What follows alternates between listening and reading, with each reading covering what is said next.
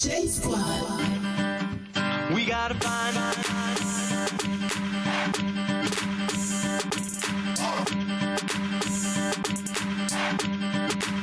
what do we do? That's the first clue. Now what do we do? That's the first clue. We gotta find.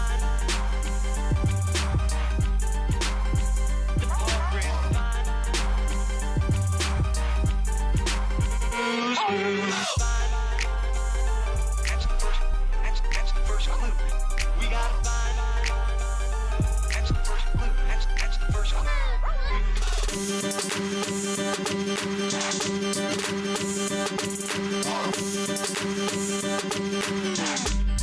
Now what do we do? That's the first clue. Now what do we do? That's the first clue. We gotta find.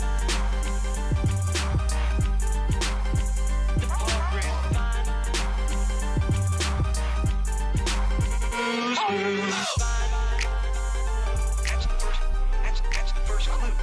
We gotta find. That's the first clue. That's the first clue.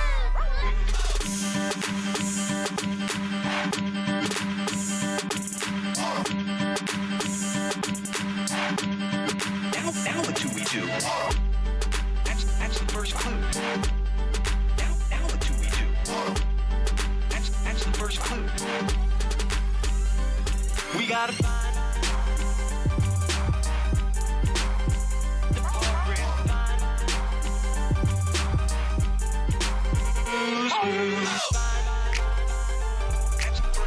That's the first clue. We gotta find. That's the first clue. That's the first clue.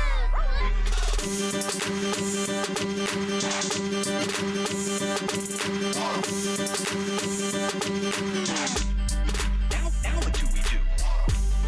That's the first clue. Now what do we do? That's the first clue. We gotta find.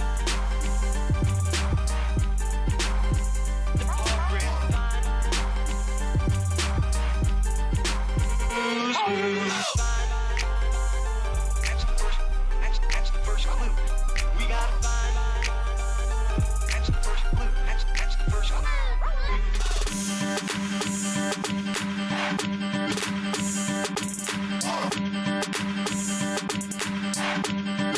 Now what do we do?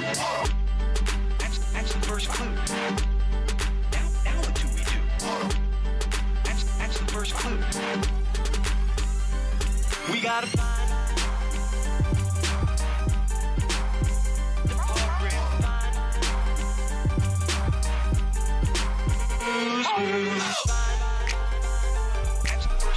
That's the first clue. We gotta find. That's the first clue. That's the first clue.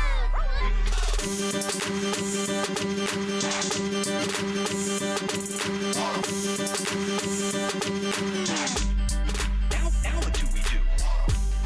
That's the first clue. Now what do we do? That's the first clue. We gotta find.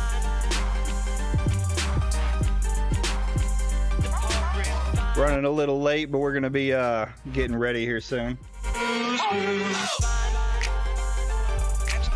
That's the first clue. We gotta find.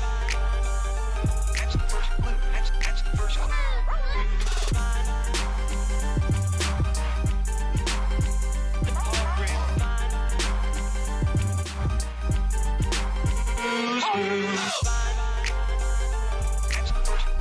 That's the first clue.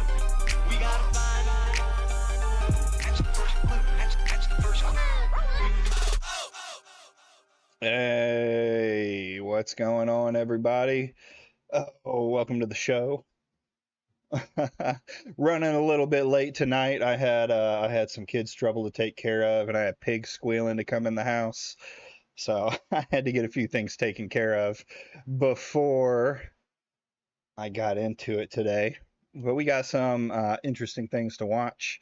Let me put myself up here. Interesting things to look at. As you've read the title, we're going to be reviewing a tabletop RPG game that I thought was very interesting. I found it while, uh, I mean, I had seen mention of it, I guess, a few times, and then boom, I found it through whatchamacallit, through Liquid Sonic, and it kind of brought it up again. So I started to look into it. Has a lot to do, or the same company as the company that made or tried to make the what's it's called, the Tomb Raider game, Tomb Raider, that failed. I mean, we look at the characters, and you could definitely say that they were kind of uninspiring, check the box characters, and there was kind of this talk of course, wokeism, blah blah blah blah blah. Though I think there are some good arguments for it. Let's get some stuff pulled up here. We'll go over. Actually, I wanted to do a little. Yeah, we'll go over some of the Tomb Raider stuff first, and get that Tycoon car off. Just to kind of get a point for what's going on and where I found this stuff from, where I found thirsty sword lesbians from. Cucking the content, I see. No, I'm making you wait. You can't throw all the content out immediately, right? That would be bad. Oh, welcome, Vincent. You got to lead him into it. We got to start small, work our way up. Can I bring that up a little bit? Yeah, there we go. That works. That works. Fair enough. So you can learn a thing or two from me, Vincent. I'm an up and comer. I have a whole 36 subscribers. I'm the man now. Okay, it is.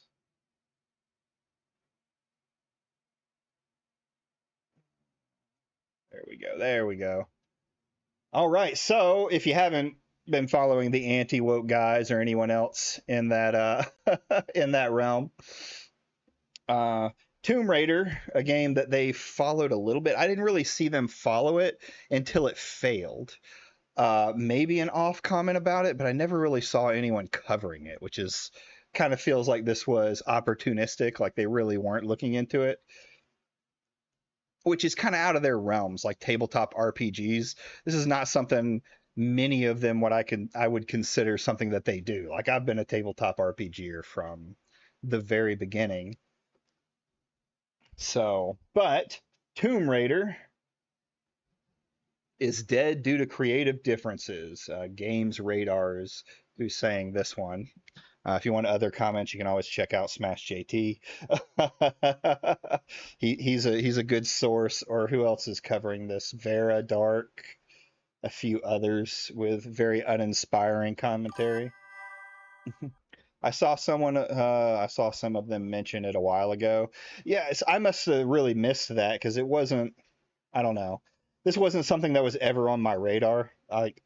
I'm very specific about my tabletop RPGs. I have no real want or reason to like this isn't my type of RPG, right? Just straight up not my type of RPG.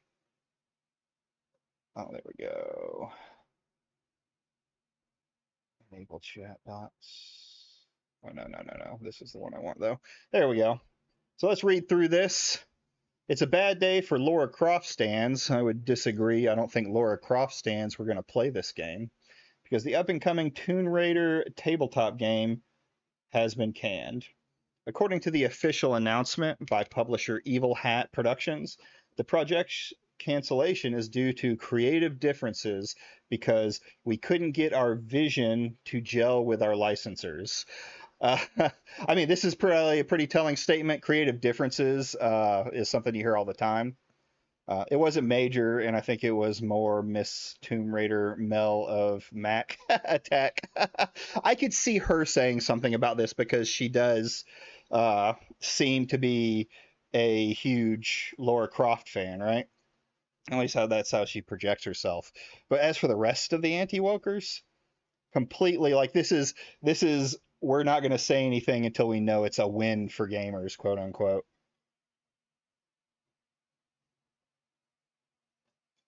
But let's see here. We couldn't get our vision to gel with our licensors. That's probably because the licensors wanted a more Tomb Raider style game. And from the look at this, uh, it doesn't seem like it seems very counter. Like there are mentions of not tomb raiding, and then you've got statements down here we'll read later like let's let you beat Laura Croft at her own game. I want to take a look at that one too.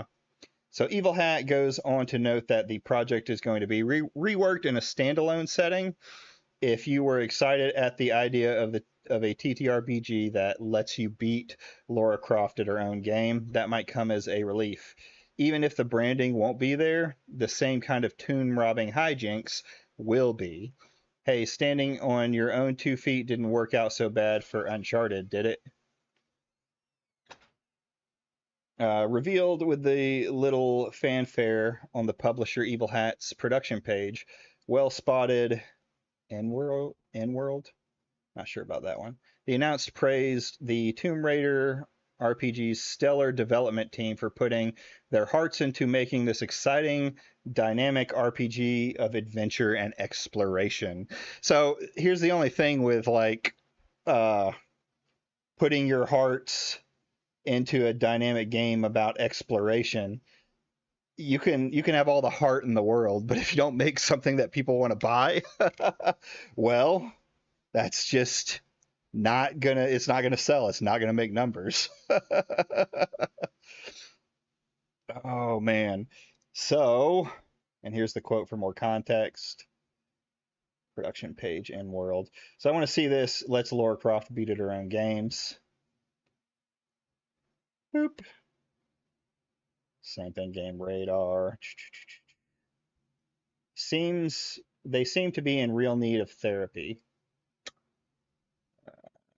It it needs to check its characters are okay.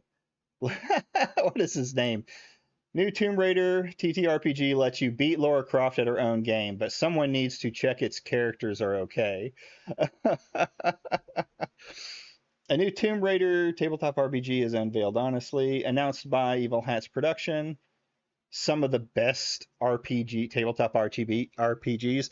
I hate to tell them, like I've never heard of Blades of Darkness, and these are all kind of formed around the same tabletop gaming core mechanics, which isn't unheard of. But I'm going to go over these core mechanics because I think they're important to talking about some thirsty lesbians. So rather than trying to steal them, okay, here we go. Tomb Raider, Shadows of Truth makes your contemporary contemporary of Laura Croft on the hunt for forgotten treasures. Rather than trying to steal them through your adventures, strive to reveal long hidden knowledge and thwart those who would steal and exploit artifacts for their own gains. But considering how messed up the heroes seem based on their character sheet descriptions, robbers and T-Rex boss fights, please have T-Rex boss fights, will be the least of your worries. Actually, I feel like some of them may need a hug. You can see for yourself via the official announcement, but the Hunter class is the most notable of these. They seem to be the Tomb Raider equivalent of a D&D murder hobo. Someone who loves to kill stuff in game without thinking about the consequences. Okay. But with more nihilism and staring into the abyss, for example. Now I'm digging myself into a hole here. Let's see if the official announcement is still up. Nope, it's gone. I did see some of these character sheets, man, and they're garbage. Absolute fucking garbage. This guy right here is just called the companion. Like, who wants to be the companion of the group? I would rather, I don't know. It's just not a very inspiring game thing. And if it's going by the same, I am a predator that stalks my prey without mercy, but in the shadows of violence tempts me towards the abyss. I am driven to be the last one standing, will rise to protect those who matter most, and will fall into senseless brutality. Oof, that's a lot to unpack. Similarly, the companion, there it is. That's this guy up here, the companion, is a serial people pleaser with the biggest hero complex I've ever seen. Their self sacrifice may be all consuming, and their question whether they fall into self inflicted martyrdom. I mean, dear Lord, they are desperate to, in need of therapy. The changed class is equally messed up.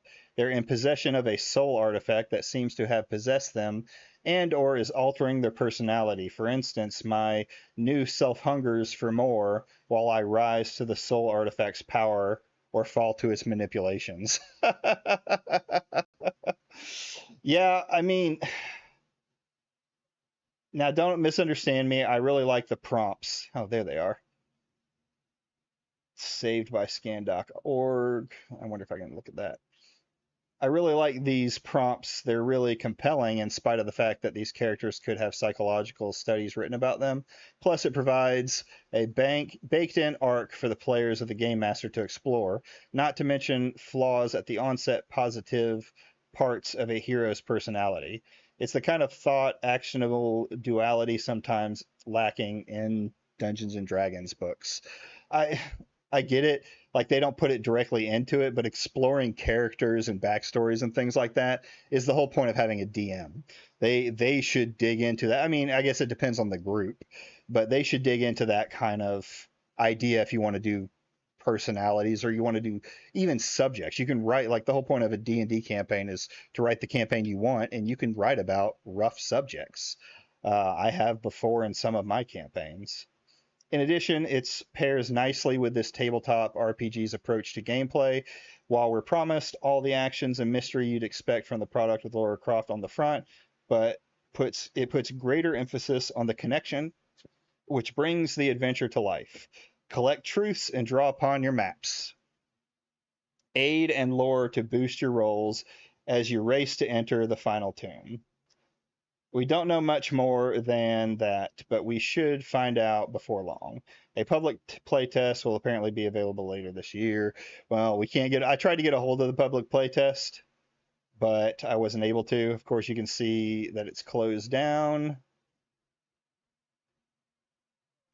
Then I had. We probably won't go into this too much. Evil conspiracies. The playtest seemed to be pretty much fitting for the elements of the franchise. Yeah, this is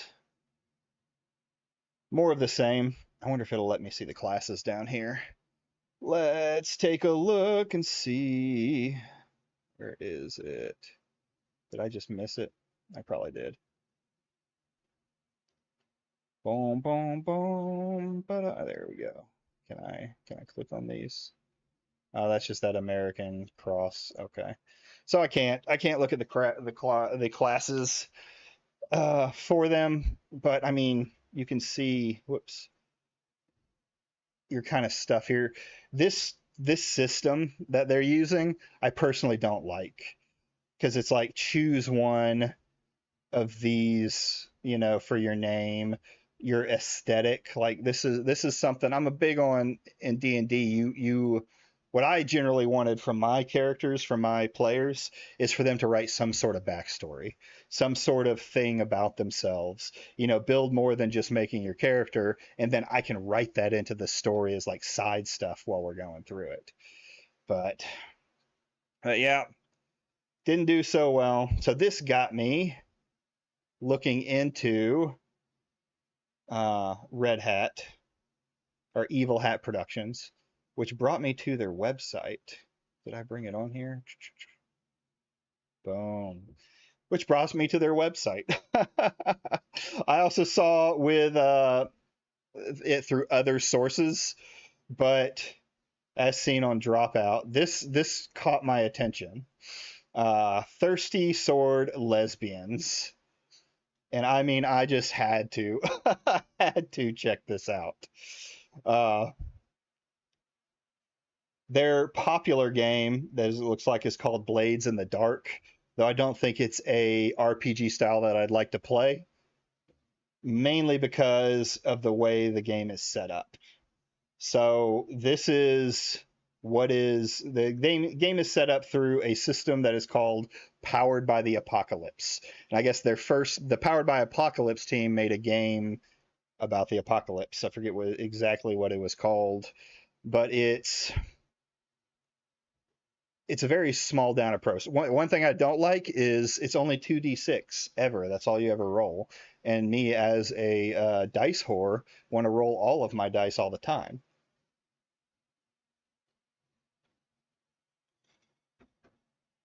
I didn't buy 30 d20s and hundreds of other dice to not roll them all.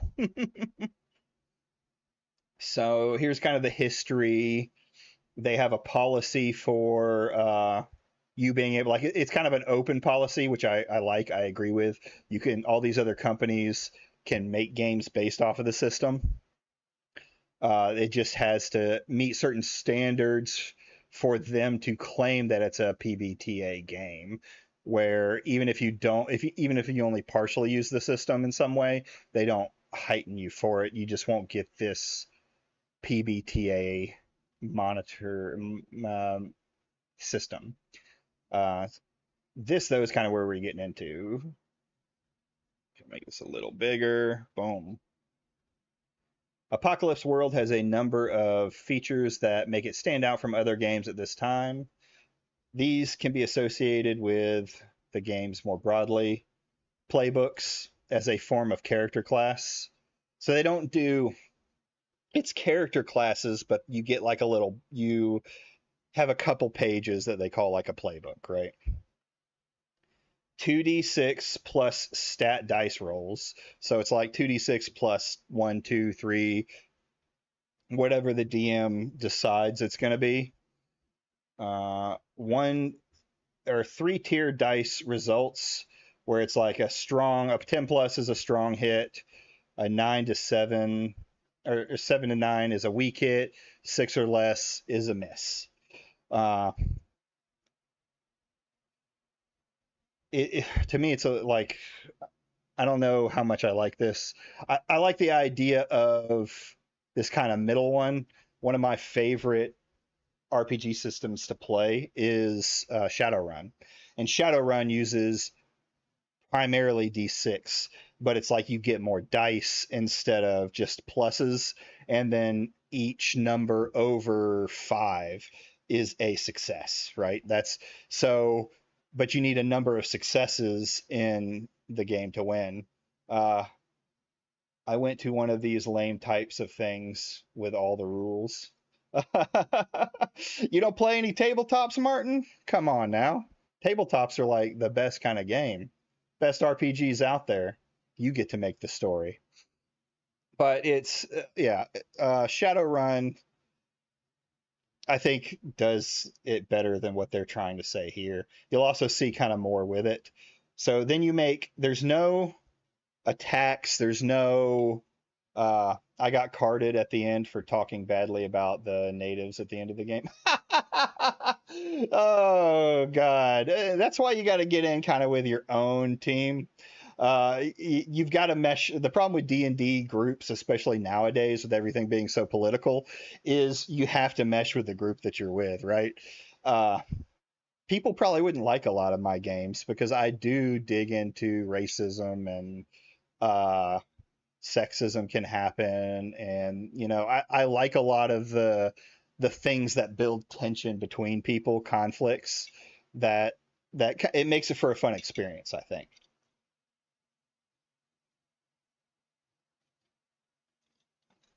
And I'm a righty, so I'm already racist to begin with. Let's see here. Yeah, so they've got this thing called moves, right? Which there's generally like a set of basic moves that they're talking about that every single player can do.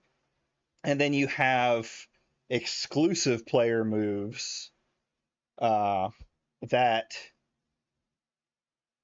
your playbook will give you. Yes, I know. I've been with good groups. It's just been a while since I've been in one. Yeah, I haven't played any real D. Like a lot of my D&D group that I had growing up, it's hard to get with them to play. That's the nature of having to do something like a tabletop wargaming experience or tabletop gaming experience in general, especially if you're going to play more than a few hours. When I was younger, I would get off of work and we would start playing within an hour or two or right after supper, and we'd play until 4 o'clock in the morning. I'd get a couple hours and then go back to work. But my body nor my time can get me to do that anymore. But anyway, like I said, so there's a set of basic moves, and then there's a set of exclusive player moves that come from the playbook. But here's where it starts to lose me. Here's one of the things where it starts to lose me is where the GM never rolls a dice, right? So one of the things that I was watching is you'll have a move like disarm, and if they roll a success, the person just automatically gets disarmed. But the character also gets damage. Like the GM can pick a scenario if they miss, or can roll off of their little playbook. It's like it's very specific. Like they're kind of, this whole system kind of cucks the DM or the GM in this case, where the GM isn't really allowed to intervene in the story at all. And I get it. There are bad GMs out there that will like hand string the game or make the game unfun, but just I don't like this idea of me not having some kind of say in it. And it's really kind of worded sometimes in one of the ones that I watched that it's like getting out of there. So it's a master of ceremony style GMing based on a system of agendas, rules, principles, and moves. Play to find out what happens, meaning that the GM doesn't prep a storyline or future events. That's like an immediate turnoff for me when I'm talking about any tabletop game. I love writing GM stories, D&D stories, Shadowrun stories. So it's like, why as a GM would I just want to sit there and make up individual scenarios on the fly for players and not actually get to engage with a game? Like if you're a D&D player, like if you're a GM, part of the fun of being a GM is you play every character, right? Except for the player characters. So you know, judge how those characters are going to act, how this is going to work. But as we'll see in some of this Thirsty Sword Lesbians, a lot of it is it seems like it's non-consenting for the GM. The GM can't consent. They just have to make whatever the player puts in happen.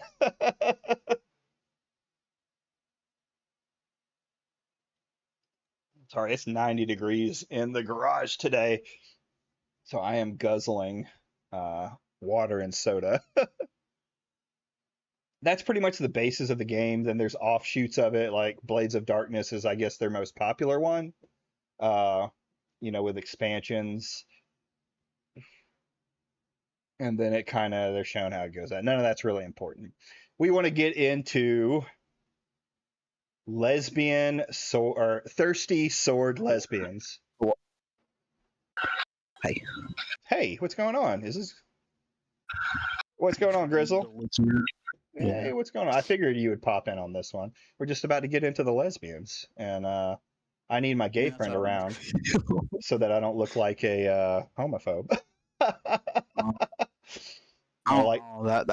That goal post has been very extended. Go what, our friendship or my homophobia? No, just the overall what could be considered that. Oh yeah. I get it. Terrible things on Twitter. You've seen terrible things on Twitter about thirsty lesbians and me, or about all the stuff I've been doing? Luckily, nobody said anything about you. Not even in Airbug's little secret Discord.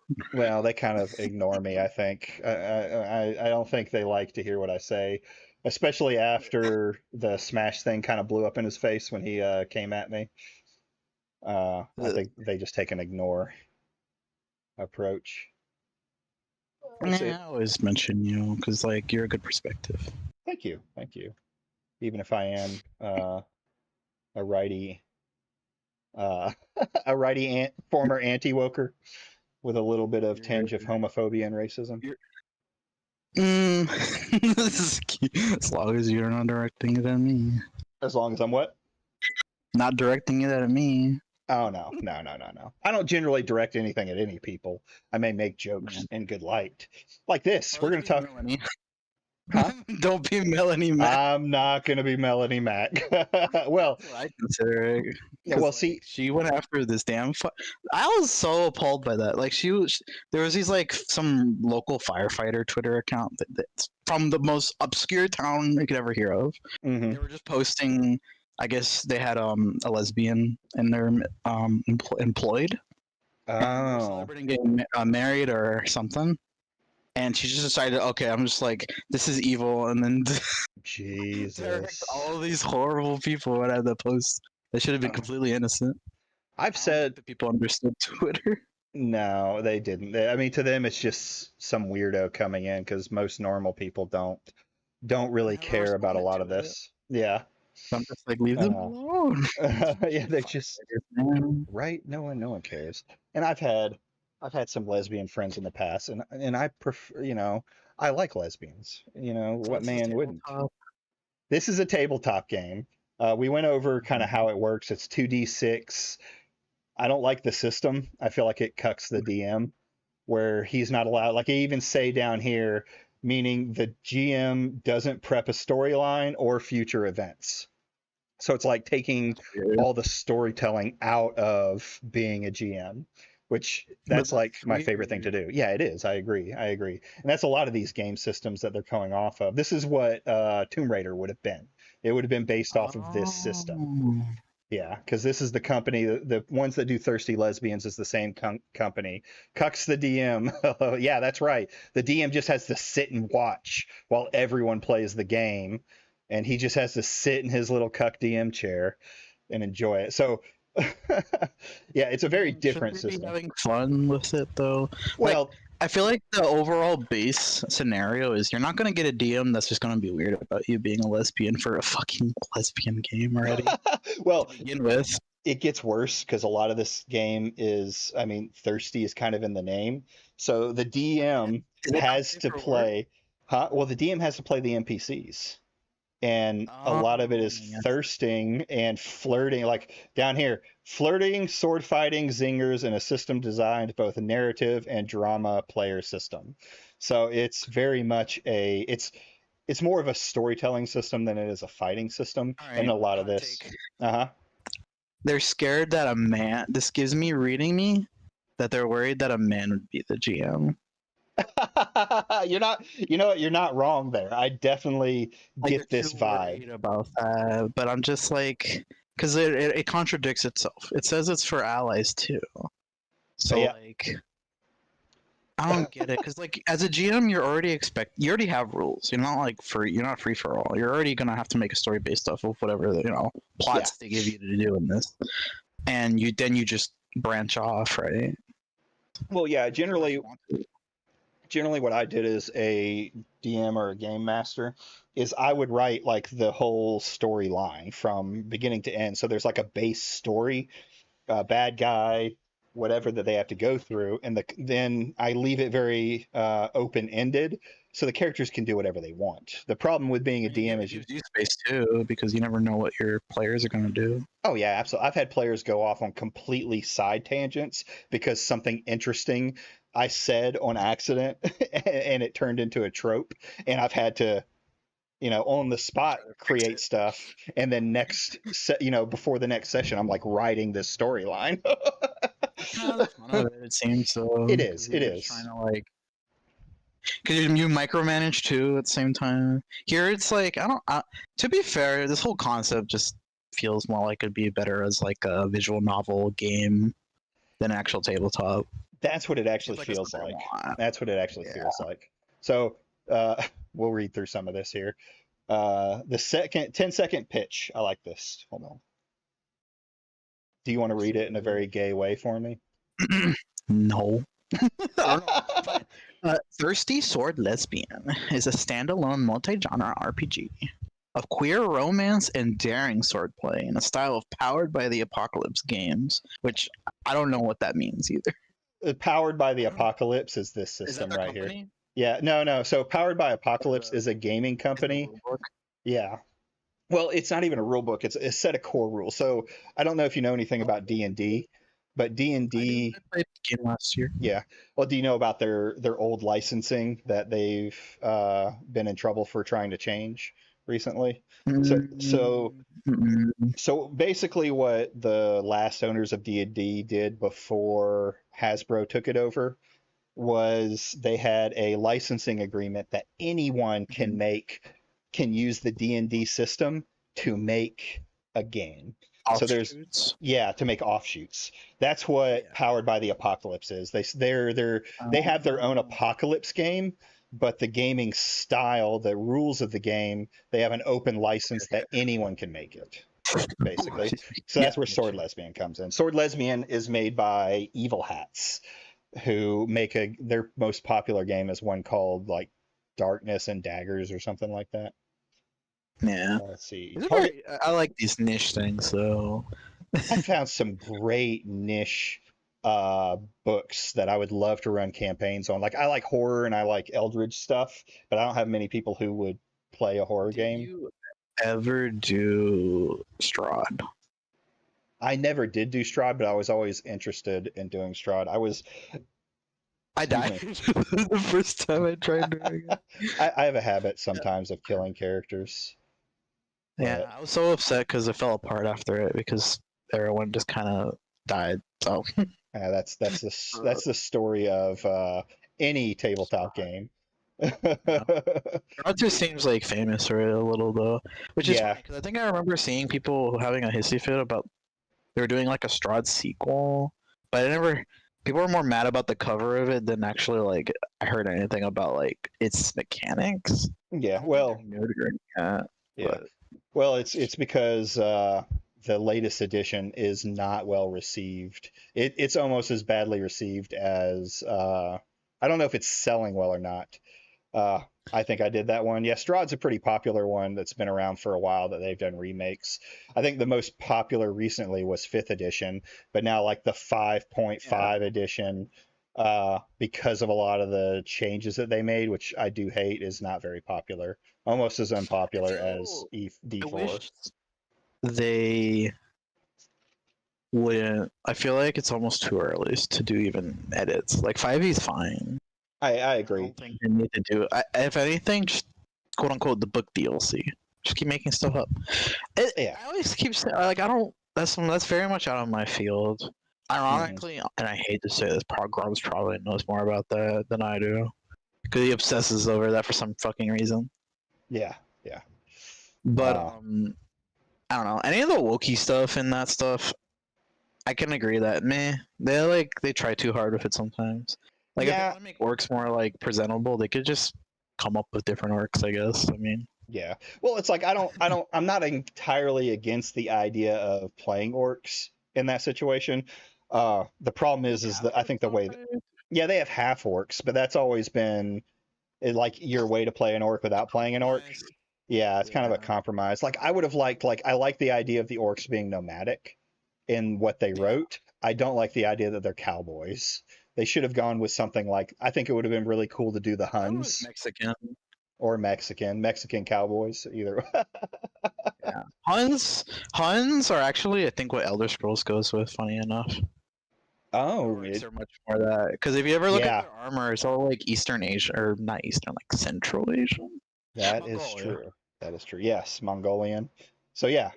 I mean, I think it's a good arc because the original orcs in tabletop or in D&D were already kind of nomadic. It was just always on foot. So you're just adding in, a more arc for it, right?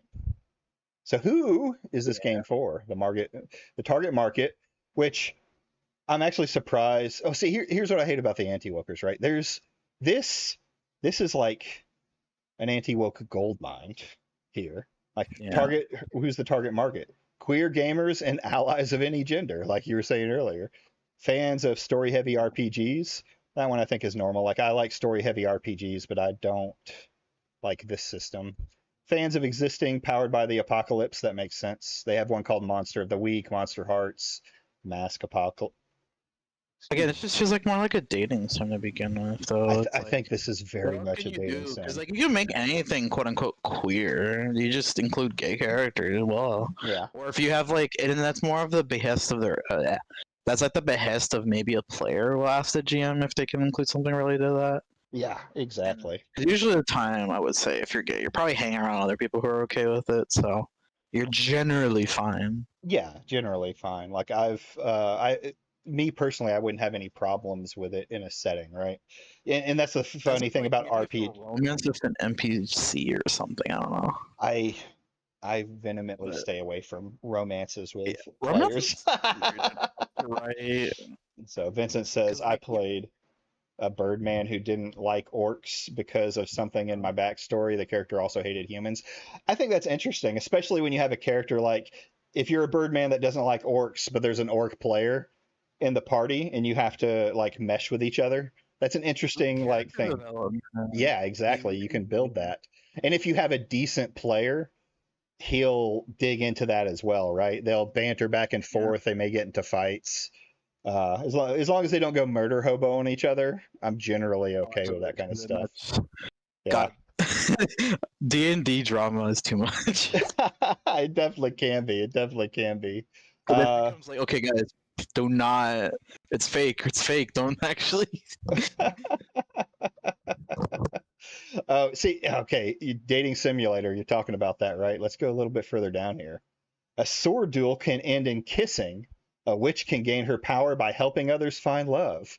An entire campaign can be built around vagabonds, matchmaking, piloting their sentient gay spaceship from system to system.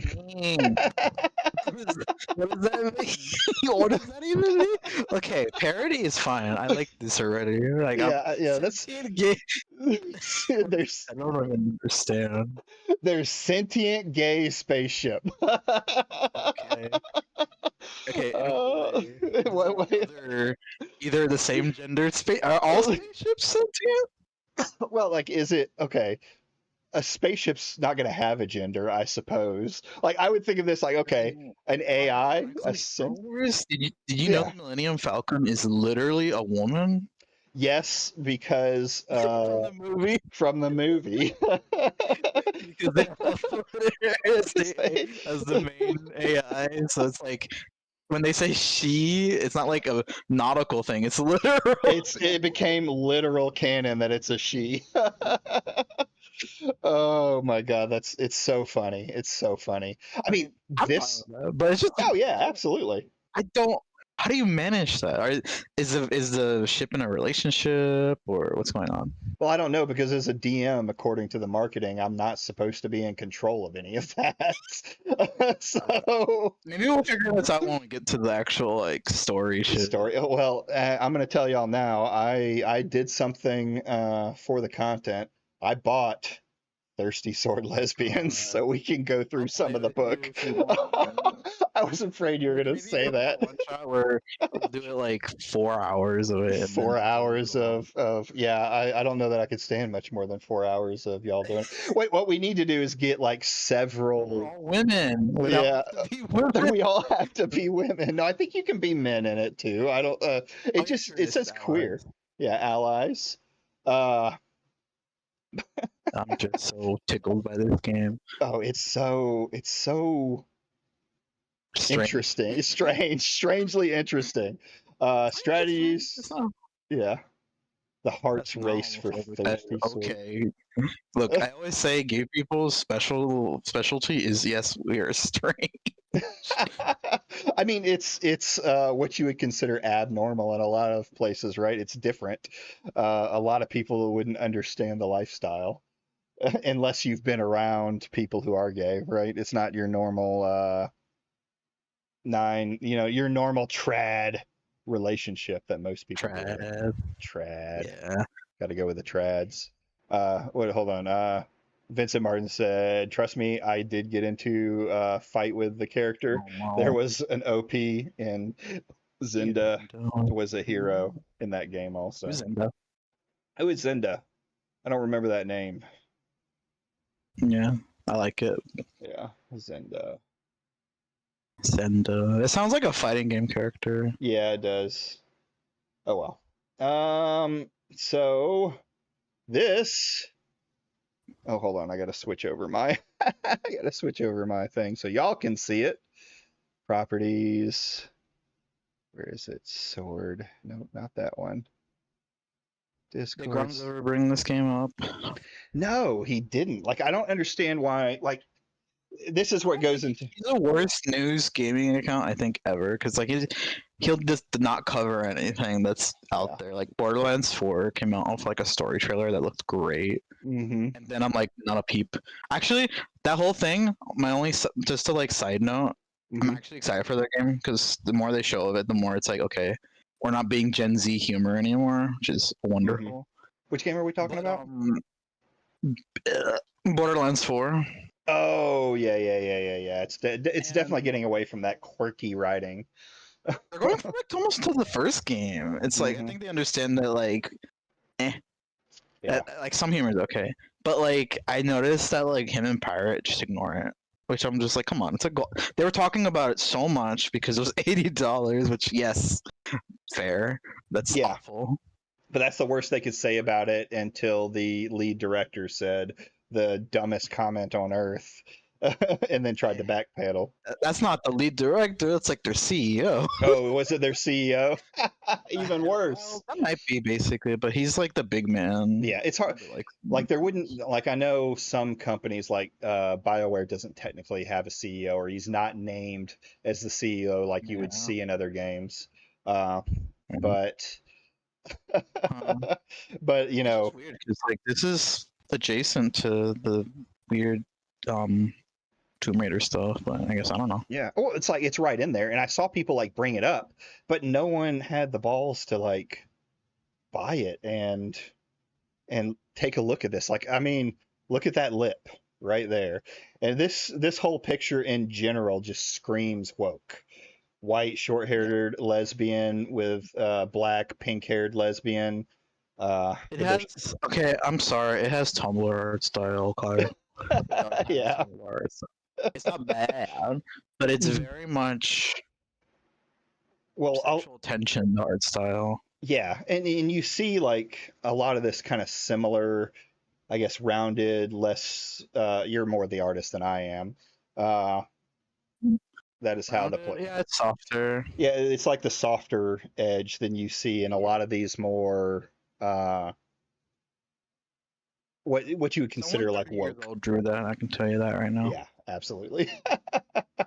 It's So from, like, it's absolutely from the Tumblr era, hmm which I used to be on there a yeah, lot. let's check this one Before I out. And of course, yeah, Tumblr, thirsty, the anime blush.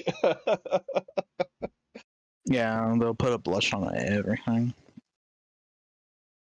And then even the girl looking at the octopus, you got to bring tentacles into it. Little hentai reference. No, I don't know if that's a hentai reference, but and then here, let's start here. The thirsty sword lesbians battle a tyrannical ruler when her enforcers march down from the frosty north. They rocket through the stars to safeguard diplomats, ending a generation-old conflict. They sip tea together and share sly glances at the corner cafe until they need to take up their swords to defend their community. It's crazy that they chose the word community, right? It's so modern. Like community is a very modern word used nowadays online and things like that. Even in conflict, they seek peace with their opponents and sometimes connect more deeply than anyone expects. Your thirsty sword lesbians may be fantasy heroes or may inhabit a galaxy of laser swords and starships. Anywhere that swords cross and hearts race, thirsty sword lesbians are there. Wonderful. Yeah, wonderful. A sword duel can end in kissing. They go about that again.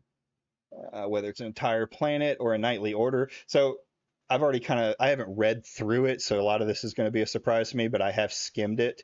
When they talk about tyrannical rulers, we're going to get to that. It's a very modern explanation too. As a thirsty sword lesbian, you can change the world for the better by acting with integrity and compassion. Integrity. Yeah.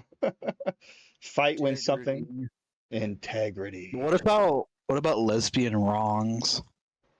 Those are fun. Lesbian wrongs? Yeah, that's the joke. It's like, I want to tell you something funny about villains that are LGBT or whatever. Mhm. Is that my favorite obscure lore now is General Tarkin or Grand Moff Tarkin from Star Wars. Mhm. He's gay. Is he? Every Pride month, every single Pride month, when the Wiki Twitter account posts like different like gay characters in Star Wars, he always pops up and people are like, "Huh?" He had an affair. There was this one obscure book that was like a bunch of stories that are kind of like hearsay kind of stories Mhm. on purpose. And he had an affair with the stormtrooper that bonked his head in the movie. So, one of those evil people in fiction. That sounds like gay propaganda to me. I mean, I don't know. I think them being bad guys is proper equality to me, honestly. That's fair. That's fair. Gays need to be bad guys too, isn't that? There was Very much so. Dune. I've been reading a lot on Dune. And Old fiction has that a lot, actually, even back in the day. well, yeah. Well, so what is this? Ron Hubbard, I think is his name, who wrote Dune, was very homophobic, and that's why. But he General likely aged well with it, though. Yeah. It aged well. Like Harkin is very gay in the book and pedophilic, right? Yeah. So it was kind of him writing the gays as evil. Like when you hear about that, you're like, oh, that makes sense with him being homophobic. But at the same time, he's a great character, right? It overrode it so hard that it just doesn't matter anymore. Right. It's like everyone brings up the name of Lovecraft's dog. Oh yeah, that because I don't think that. No, it's Cat. Yes, Cat. That's what it was. Yeah, it definitely doesn't like. I don't think he was. I think he was remorseful, if I remember correctly, about that. Maybe. He was like, oh. I mean, regardless of if he was remorseful or not, it doesn't change my opinion of his storytelling. Even though, yes, there was a lot of in between the lines you could read into it, you know. Yeah. Shub Niggurath and some of the other characters. Now that's the name of a beast, a elder god. I'm saying it in the context. Even back in the day, he's fucked for that. Yeah. First of all, the Civil War already happened, so yeah. But I don't know. I always heard that like on his deathbed, he was very much just like, eh. Yeah, I mean that's possible. That's possible. But I don't know. I have to cover me on that one. Yeah, I might have to look that up. He's an important figure regardless. Mm-hmm. He created a lot of the cosmic horror that we like. Even if he's had some, suspect decisions. Yeah, true. Well, it's like he and a cat. I mean, even though his cat's name was Racy, he had a cat, right? I actually hate cats, and I have two. I like my cats. I don't like cats in general. They're evil. Cats. My kitty was nice. Yeah. I like my pigs. I love my pigs. Also sweethearts. Yep, they are. They are. Until they're not. Until they tear into a bottom drawer and tear up all of the paper bags we had down there. Anyway, that was a little off topic. Back to some thirsty lesbians. I'm a white guy, and I will admit I grew up in the age where men just loved thirsty lesbians. Yeah. So here's fighting when something is worth fighting for. No murder hobos here. It has to be for a reason. Redeem or seduce adversaries. Well, I mean, they don't get a point deduction for seducing. That's normal. Seducing? Oh, maybe. I haven't ran into a lot of seducing in role-playing games. But, well, I can't say that I haven't. I can't. Well, that's true. That's true. I actually haven't had a lot of bard players, right? But yes, it Look at my is. dog real quick. Uh, Something. make out, dance, and carouse. Like the more I read about Corral. Did I hear that right? carouse, Corral. Oh, okay. carouse, like drinking and Corral. yeah, Or corralling. corralling, yeah. Corral them like the animals they are. But I mean, the more you read this, the more this sounds like fan fiction RPG game. Absolutely. Yeah. Deliver zingers and bon mots. What are bon mots? I'm a dumb southerner. No idea. What are bon mots? Let me open something that isn't right in front of me in case some kind of porn pops up. Bon mots definition and meaning. The meaning of bon mot, a French phrase for a clever remark or wittiness. As seen how it is used in a sentence. So it's just a witty remark. You can do those in any D&D game, just some people aren't as witty as you would like. And I think gay men are better at being witty than lesbians tend to be, right? I mean, I have no research on that, so I don't know. In my experience, gay men can usually make some kind of maybe it's just a flirt. Maybe I'm thinking flirtatious because If you want to be scientific, let's say this is true. Maybe because we experience a lot more homophobia, so we have to be more. We gotta work harder to take the pain. I guess. take the pain. Fair choice. Lesbians have it easier because while we can't Most accepted one. well, right, we can't have sex with them, but we can definitely watch them have sex. And in men, that used to be a big thing back in the day. Though apparently cuckoldry is making a rise. I had someone describe porn to me once, and it made me look at it in a completely different way. Or I saw someone describe porn, and it's basically just virtual cuckoldry. You're a guy watching a guy bang another girl that you want to have sex with. Cringe. Oh, and so yeah, I was like, oh, it kind of is. It's like POV was made so that you didn't have I to. would say it's light version of it. Yeah, you're longing. But I mean, but you are sitting in a chair generally. Not always, but. So you got the basics. GM presents the world and scenario and moderates the conversation. And this is like Vertigo or Vertigo, Vertigo. Virgo Rongo. The art right there. They have the two tone, which I find it funny because it's fine that they have it, but I don't think I've ever seen anyone IRL with it. So I will give it to the anti-woke that it is random that it got picked up. But I mean, it is just another character design trait, I guess. Yeah. Well, I mean, it's those things that become popular with age. I'm technically a millennial, but I don't consider myself one because I wasn't one of the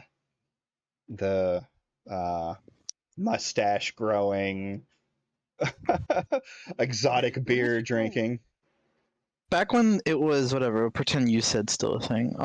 Do they actually just get more money if they just insert, say a character of disabilities or vitiligo or whatever? So I don't know 100% for certain. I know that companies get credits from the governments, and it's usually based around something involved like that. So while I've never directly seen it, the way a lot of these consultant DEI groups work is the company, if they use It's like a pat in the back, but financially. Yeah, it's a pat on the back financially. Like the government will have a thing that says, "Hey, if you put more diversity in your game or use a consulting company to help you be more diverse and less racist, then we'll Hmm. give you this bonus to help you make the game." And I know they and should be less racist, but if they would exclude, I would imagine like in a scenario where they exclude that, would be fine. Because I yeah, feel like these same writers would probably not be good anyway, even if they didn't include that stuff. yeah. So Well, I think there has been a problem in all industries that do this, where it's not that the necessarily the writers are woke or anything like that. I mean, because a lot of them are, you know, yeah, but that's they're just bad generally. writers. They're not getting hired for Did you great see writing that thing skills. where there's a theory that the reason why we're like suffering this or whatever is because most, which I guess sure is true, is most millennials grew up on young adult novels that all read the same. Oh no, I haven't heard that theory, but I could see why that theory could. Well, like they're easy reads, right? Like I would Because call. they're all moral, right? They're Yeah. very moral books. A lot of like early 2000s to 2010s novels, like even Harry Hmm. Potter is like that. Yeah. Is there's good and evil, and it's very much basic good and evil, and the adversary is always fighting against someone like that. Hmm. I compare it to the to sensitivity readers in novel industry. That's what Vincent said. Um, maybe. I mean, That one I I think heard. I think I think you're right. They're more moral. Like all media, not all, but just about all media, good media especially, tends to have some kind of. Did you hear that? That Thunder. reminds me because I remember like Yeah. 2018, 2020. It was back when Disney started doing the live action movies for the first time ever. People were complaining at how like what was it? That too many villains were morally ambiguous for a hot minute. Hmm. And I'm wondering now if the demographic for that were millennials that didn't like that. I mean, it's possible. I think a lot of this started with the millennials, where it was more kind of progressivism became more common, Popular in books. popular. Because that Yeah, was the last generation I would say that read books. yeah. Sucks, it sucks, but they were definitely like I read a ton of books, you know. A lot of Christopher Paolini, like Aragon was like that, Hmm. you know, That things was like such a that. that was a decent book series. I hated that the movie adaptation just absolutely shit all over it. Maybe they're making a show, but it's I've from heard Disney though. that. But I don't know, maybe good. Oh yeah. I have no So I idea how the think Percy Jackson stuff's going though. yeah, a lot of this, especially the more modern woke that we're seeing, popped up after 2020, big time because everyone was on the internet. I think personally because everyone on the internet, the louder voice was that more progressive Progressives. voice. So all gaming companies were listening to the internet, and uh, Maybe I had a different wrong yeah. perception of it. Hey, Vincent, I read Christopher Pike because R.L. Stein sucks. You can eat it. Oh, I'm that's about see, to. that's spicy because that's hella millennial because everybody grew up on that shit. Yeah, that's what got me into horror to begin with. I could time you out for that, Vincent. Oh my god. But Yeah, like I saw that because young adult books do read a certain way. they're Very much like easier reads, is the way I look at them. yeah, and and they have simple morals, moral stories, Mhm. which is fine. There's nothing wrong with that.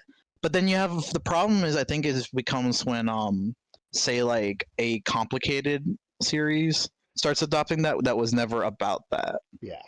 So it reads like it's is it quote unquote woke maybe, but like maybe the issue is more of people fans of said thing grew up on said thing, but maybe got it a little wrong. Yeah, I mean, I could see that definitely. Uh, you write kind of like what you read, or you're inspired by what you read, and you're inspired by the world around you. So things are definitely more political, so a lot of that comes into it. You get the idea of there's kind of this push to be like a more compassionate world, less we were in the hyper brutal, like especially in the media the last decade or two. It was you got the hyper violent stuff that has risen up, and horror, and even movies that more realistic, well, more grimdark, I guess, worlds Mhm. that you see in a lot of Yeah. stuff. So this is almost like the complete opposite of that, where everything needs to be softer, more compassionate, things like that, where you could make a good middle in between as Mhm. well, and I think people like it. So Oh, I just we confirmed, sidetracked again. I just confirmed that I can't play this game with you because I can't be the game master. Uh, that's a word. The Twilight was the worst thing to happen to a young adult fiction ever. I agree, and I actually have a funny story about Twilight. It's like it was a girl's book, right? It was never a book or a gay's. Mm, I'll throw that out there. no, it was a girlies It was a book. girly book, and I had a girlfriend who she's like, the movie came out. She's like, watch the movie with me, watch the movie with me. And I'm like, you're not gonna enjoy me watching the movie. No. Just you don't want me to watch this movie. I don't want to watch this movie. So she convinced me. She's the one slinging the pussy. I gotta listen. Uh, so I sat down and watched. Series is freaking weird, man. It is. Well, I watched it, and I'm watching, and he like stops a van with his hand and puts a little dent in it. I'm like, okay, that's kind of cool. It's weird that he's a vampire walking around in the daytime. I don't see how the clouds matter. But then we get to this scene in the woods where he's like, see me for the monster that I am, and the sunlight hits him and he starts to sparkle, and I busted out laughing. And she, I guess if you want to do like the manly version of that, it'd be like let him like eat somebody and make it morally ambiguous. yeah. Oh, see, my vampires were Lost Boys. That's vampires to me. uh, so it was just a completely different idea. I watched Twilight with a girlfriend myself and fell asleep, boring as crap. Well, see, I did the opposite. I laughed. She got mad at me, and we got into a fight. So, Oh, but yep, and a bit creepy if you think too deeply about it. Yeah, there's kind of that the ending was pedophilic creepy, undertone. which I feel like was not intentional. No, yeah, I don't think it was It was either. too but it reads like that, unfortunately. Yeah, exactly. So yeah, I can't be your gay master. That's too much. You're telling a story together, and the GM and PCs have different roles. I'm not going to say it intentional either. Oh, that's so like, why would you? I guess, I mean, it's a gay book. Why would, but you're definitely not going to have your straight friend be the gay master. Unless he's got a little, Absolutely not. absolutely, unless he may have the I tinge mean, that, unless they're okay with it. I mean, yeah, if you buy, that's maybe. true. They could be bi. So they have to turn the gay master on and off depending on who they're talking to, male or female. Let's The see. dream work. The game gathers with your friends already. You bring an imaginary world to life. That's all pretty standard. Uh, okay. Such as lighting a candle. Romantic. Starting some background music. This is what like a fuckboy would do. Light a candle, start some sexy music in the background, or summarize what happened in a previous session. Everyone at the table contributes to the story and shared experience. This is kind of like, there's no need to say this in an RPG. And share the responsibilities of making everything a positive one. It's a very kind of lefty progressive statement. You could call that woke. Like, hey, Yeah. it needs to be positive all the time. I wish they would say if it's like a therapy thing or something. Yeah, I get that. Like, there's been like a slight rise in people creating, D&D groups around the idea of therapy, but I don't know. This one's It needs to be transparent. needs As to be long as it's transparent. Well, like a part of the fun in role playing, to me anyway, is conflict. And and you might you not could find good positive resolutions though. That's true, the you point. can. And that's kind of the point of it. And I get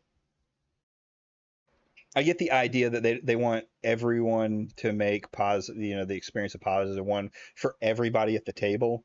But unfortunately, that doesn't always happen. You get that one player who is a murder hobo or the edge lord or the rule lawyer, or that go over the top. And But I feel there, like you end up learning about that eventually, so next time maybe if yeah, you yeah, play yeah, yeah. Dimmer. It's an important lesson to learn as a GM. And I tell people if you're going to be a GM, you have to be able to tell the players no.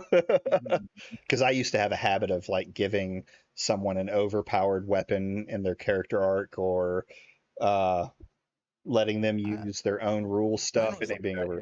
yeah. Yeah. Not the So real stuff, but and he didn't like feats. oh yeah. Real. He hated feats. See, that's a man and a woman, right? I guess I should. Well, I can't see now the buff arms, feminine face, maybe. But that's a man, right? They're both blushing though. Why? Why are they blushing? Oh, here we go. Flirting and zingers. Stand for justice and liberation.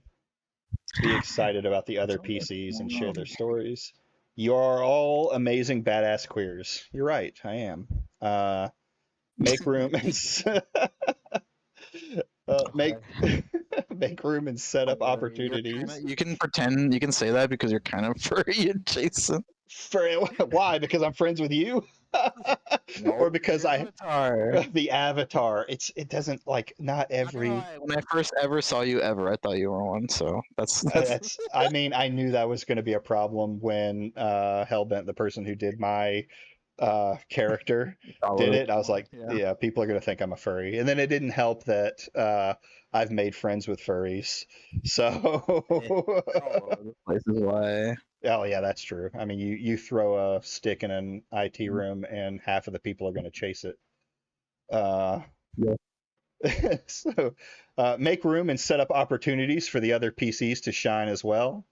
I mean, that makes sense. I mean, yeah. I mean, this is a basic statement, and this is the job of the DM as well, right? PCs should be available for it, but the DM should manage this and set I think you should set boundaries, especially if you do have, like, I hate to use the word triggered, but you do have things you don't want to talk about, right? Like, hey, my game's not going to have rape or child rape. That's just not going to happen. Oh God, yeah. And if a player tries to cross that line, being like, hey, this is not happening, we're moving forward. Thirsty Lesbians is a game about relationships. Yeah, I'm gathering that.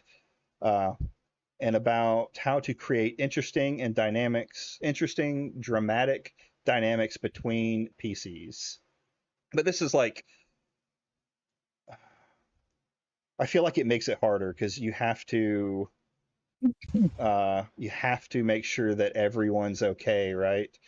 It's where was it? Like, don't make everyone feel good, but then you want to bring dramatic situations into it, and sometimes dramatic situations cause problems. You may not even know what could cause a problem for a player in that sense. But I get it. You have to have conflict in these games. Conflict is what keeps people interested. Player's agenda. Did I skip by it? Oh yeah. The game invites you to feel deep emotional conflict for your PC and care about the characters in the game. This game is about feeling things and forging relationships. Like, the anti-wokers missed out. This should be a gold mine for them. But they're also not, like, a lot of the guys that I watch on there. People, to be fair, like, do you think really any of them have like the what? Did you die on They me? have the Oh, no, I like a brain fart. They had a yeah. I don't think they have the attention span for these type of games. well, yeah, that's my problem with all of them. It's always very surface level. Like they said, look at the only thing they showed on here was the front cover. They didn't dig into any of the stuff that you could like. I don't think they I want want to to. be certain. I have no problem making fun of this game, absolutely. But I also have no I don't problem with think it this game asks for it. existing. Yeah, oh yeah, I feel like it absolutely. asks. It's almost. I don't know. Maybe it is homophobic to say, but it almost reads a parody. Yeah, it It's almost. does. It's like Dustborn, where it's like that game almost reads parody because it's that woke. Yeah, it's so over the top that it has to be parody, but then you really figure out like, no, this isn't parody. This is, They what they reminded made. me talking about this. Made me had like the slightest bit sympathy for indie fans. I feel like they nuked his game out of existence too hard, almost. Right, I like, almost feel bad for him, I do but like too. he just like you keep poking the hornet's nest. You Well, could it's just like, I have no you could buy it problem. on Steam without an issue. He just Yeah, could not just help himself. yeah. I don't think the issue was Strange, but you should was have that it named it. was Yeah. well, I don't even think the name of the game because they've had games like Mercy on there Well, and other or stuff like Hitler. that, or Hitler, Hitler. Hitler Simulator. There's been all sorts of crazy shit Strange. that's been on there. I'm And just curious what got his game not allowed on Steam. That's well, probably one of my major ones. yeah. So a big thing why I think about that is I saw the ticket. Like he showed a partial ticket for the thing, but he cut it off at what the reasoning was behind it. So it's like clearly okay, why? Tell me why, because I don't think you're hiding it. So I don't think it's because the wokies didn't want it on Steam. I mean, he might have got a lot of negative comments or something like that, but I don't I think think it it should made be. that far though, because it It had to get didn't. uploaded. Period. Yeah, It it had didn't to get be uploaded. completely Steam's team that does the approval. Yeah, Which absolutely. again, I don't think those are a big amount of people. I doubt they get. Well, I guess they maybe get like a few requests a day, but Yeah. they can't Oh be no. that busy to be botted. Hundreds of indie games go live every day. So Yeah. yeah. Well, So to I be mean, fair though, that's like 20 a person a day if they're working 7 hours. true, days. true. Let's see how We just many. gotta look at it. But maybe one day I'll ask him. It's like, can you show the full letter, please? And if he just calls me the F slur, then whatever. Yeah, sure. I mean, what's a little I've heard F that, slur? Yeah, sure thing. How many games get uh uploaded to Steam every day? Okay, it's not that many.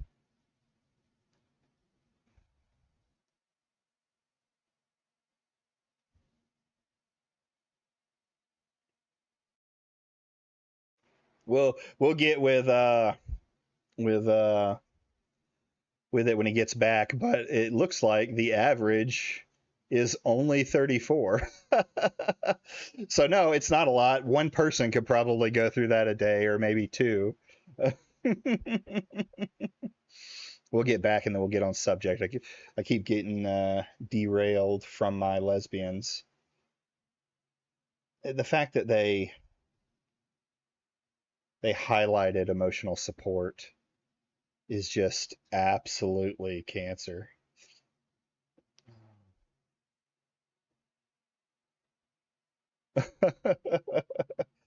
The game invites you to feel the deep emotional conflict of your PC and care about the other characters in the game.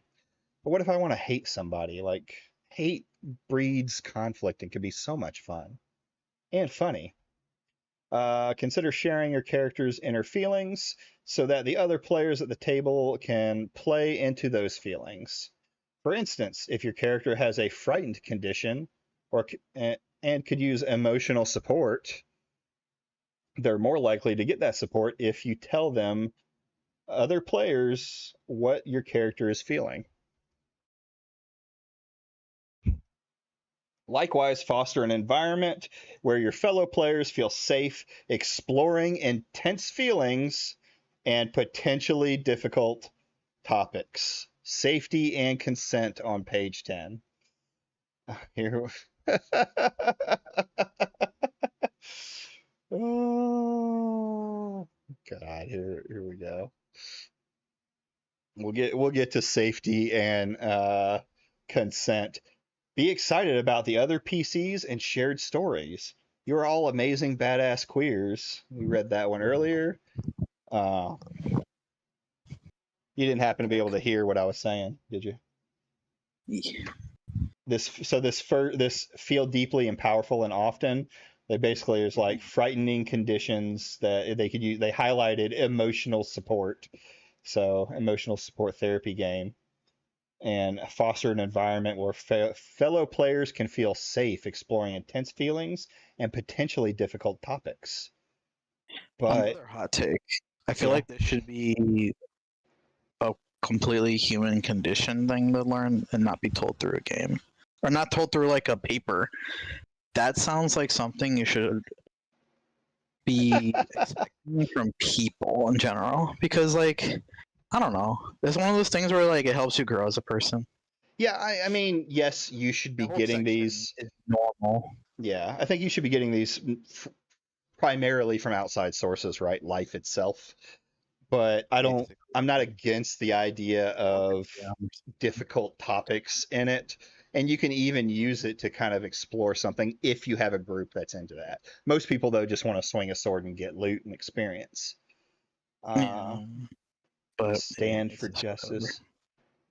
Many problems faced by the thirsty lesbians can be solved by talking or flirting, but not all. Not everyone is redeemable, and when emotions flare and blades clash, you may find that your opponent is too set in their ways and too comfortable with injustice. No, they ruined it. They made And I know it's it was like this is. I mean, you take out like the flirting. Like it can be done with talking. I mean, I guess if you're a bar. They're talking about fucking like grubs. Well, they're talking about me, the old 40-year-old guy who won't change in his ways too, right? Oh, the old men thing. Nicer than you think. You think I'm what? I think you're nicer than you think. I am. I can be a nice guy. I just get. I like the gay disasters right there. That's a good one. Gay disasters.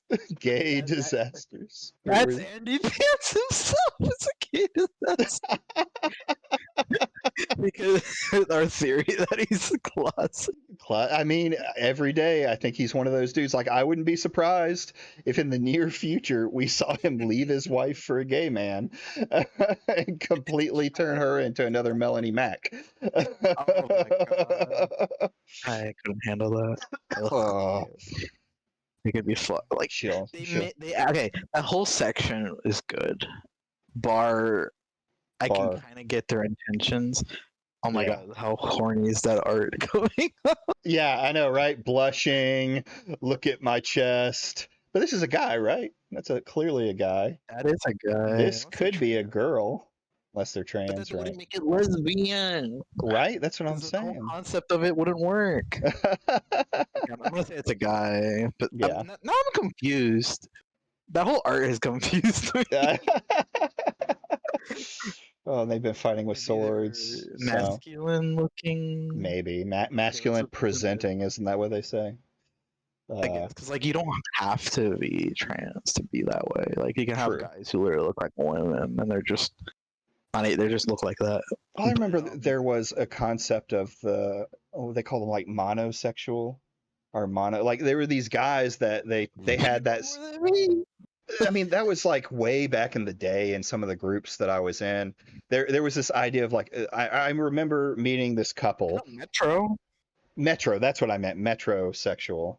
That's a guy version though. That's where the guy acts gay or not. I wouldn't say act because that would be mean. They might present gay, but they're absolutely not gay. Yeah, well, right. A lot of times they'll have that gay. I met a guy like that. He's with a girl. They're in a relationship, and he has that gay twang that y'all have.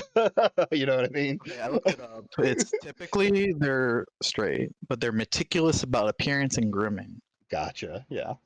and they embrace trends associated with women or homosexuals. So it's coined Gotcha. in '94. Huh. Yeah. Yeah. I remember hearing that way back in that. You're talking about like I was 18 or 19 when I really first heard about that. I was -1. Don't make me feel old. Don't make me feel old. So 30, approaching 30, I am getting there. So don't worry. yeah, yeah. It only gets worse from here. Only gets worse. I don't know the woman variant of that though. No. Oh, butch. Yeah, you can have straight. You can have straight butch women. I guess Bush just kind of basically Like, covered that. Let me see. Yeah, it's a kind of like because I always think of the slur for lesbians, the bull D slur, we'll say, is more of like the manly lesbian, where like I guess it wouldn't work because metrosexual is all about being feminine, so the opposite Yeah. needs to be something different.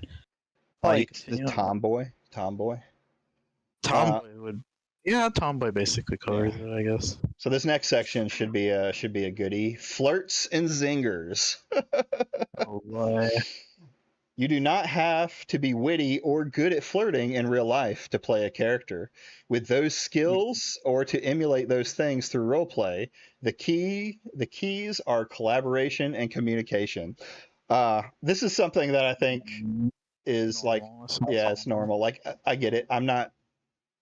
I used to You get, don't want to touch that because of probably the drama that would come from it. yeah. Well, if like I had a problem with one of my DMs because he wants you to exactly describe out what you want to say to a guy, and I'm like, yes, my character has 18 charisma. I'm not that witty. I need to, use my stat. So I would give like a basic idea, and sometimes he would twist it in the way that I wasn't trying to mean, but Yeah. that's just conflict that happens. If you're not sure that what kind of romantic approach would be welcome with another character, you can simply ask their player, gossip about them, and gossip about them. Out of character or DM them or some shit. Yeah, consent. This is already heading towards that consent idea, or try to figure them out using game mechanics. So you can figure. Okay, so this sounds so far pretty normal because that sounds Yeah. like the general rules in these sort of games. Yeah. When it comes to any sort of actual, Well, flirting. so far, like a lot of it feels like we're just gonna play bards, but lesbian bards, swashbuckling lesbian bards, and the whole game is gonna be about us trying to fuck everybody. Oh man.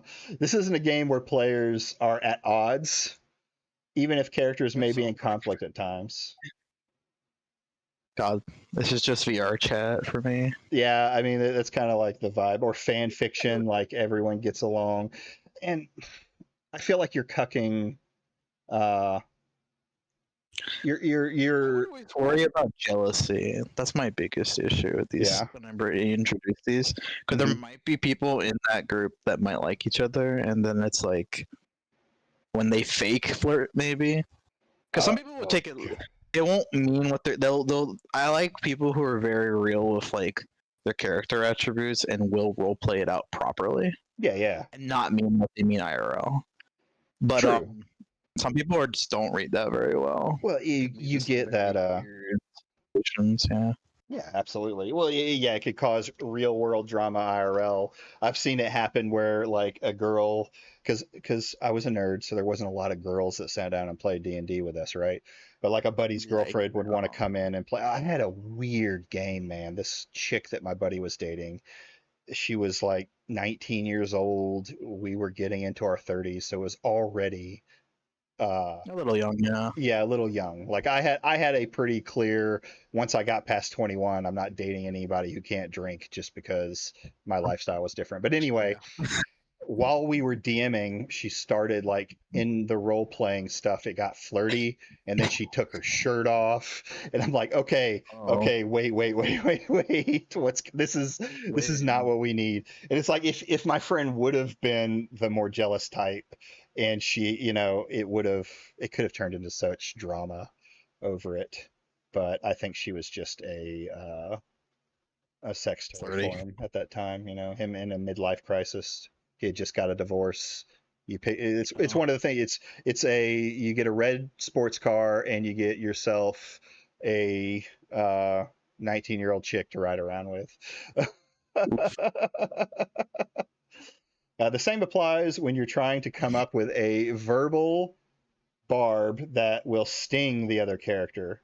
If you want to know what they care about or what their sensitivities are, it'll easily get under their skin with your comment. If you really want your character to have a brilliant, spontaneous retort and nothing springs to mind, you can always call on the wisdom of the table. Each character can be superhumanly witty as the entire group of players put together. Well, like one thing is like this is very railroady to Mhm. the you have to be careful of what you say. Now I don't mind the idea of like I've never actually really thought of this idea, but this idea of each player can contribute to what you want to say. Like, hey guys, I need some ideas for my smart character over the table as players. What do you think I should say, or what would I say, for it? You just have to be careful because it can get meta at that point, which is always a fight when someone knows a game really well. Finally, not every character in Thirsty Lesbians is good with words. Shy and awkwardness. We did see that right here. Sword lesbians find love too. A few flirting ideas. Only some of these are good ideas in real life. It makes me I feel like I've got this picture in my head of this ending in an orgy. I don't know if I that's wrong mean, of me, but it's I just mean, there's a very big possibility. right. It feels like it really does feel like a sex game to me, like the ones you get with cards or the dice or something like that, but in role playing form for lesbians. Show interest in their sword. But if they're lesbians, What's do that? any of them What the really? fuck does that mean? If they're What lesbians, do you mean? Now I'm just getting. I'm concerned. What do you mean by that? hey, hey, baby, Hey, have your you sword's seen my? pretty cool. Your sword's pretty I long. mean, I don't know why it's so fucking funny to me. Oh, offer to share food or drink. We don't share drinks because, well, I guess there's no men to roofie him. So, I guess. I uh, mean, no, because they could be allies. yeah, fair enough, fair enough. They're But I would just hope you're not inviting anybody to do this. yeah. I think if you're inviting people who are roofing you in your D&D game, you have more problems than Christ. uh, Mercy. invite them closer.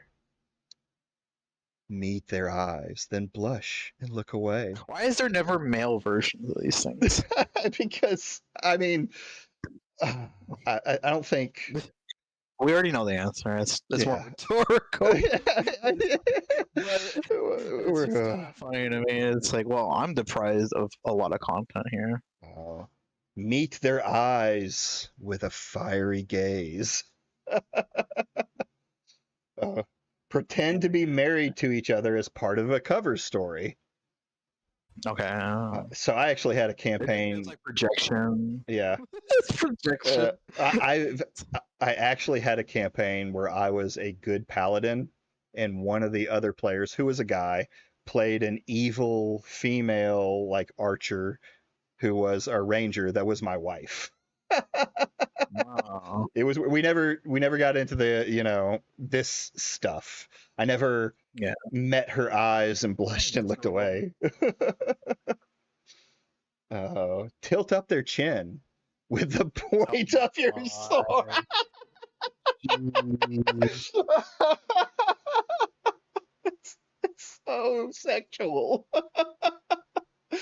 Oh man. Share an embarrassing story or picture. I'm hoping that's in the game and not in real life. That'll be more fun. That's pretty Oh funny. no, the next one. Discover there's only one bed.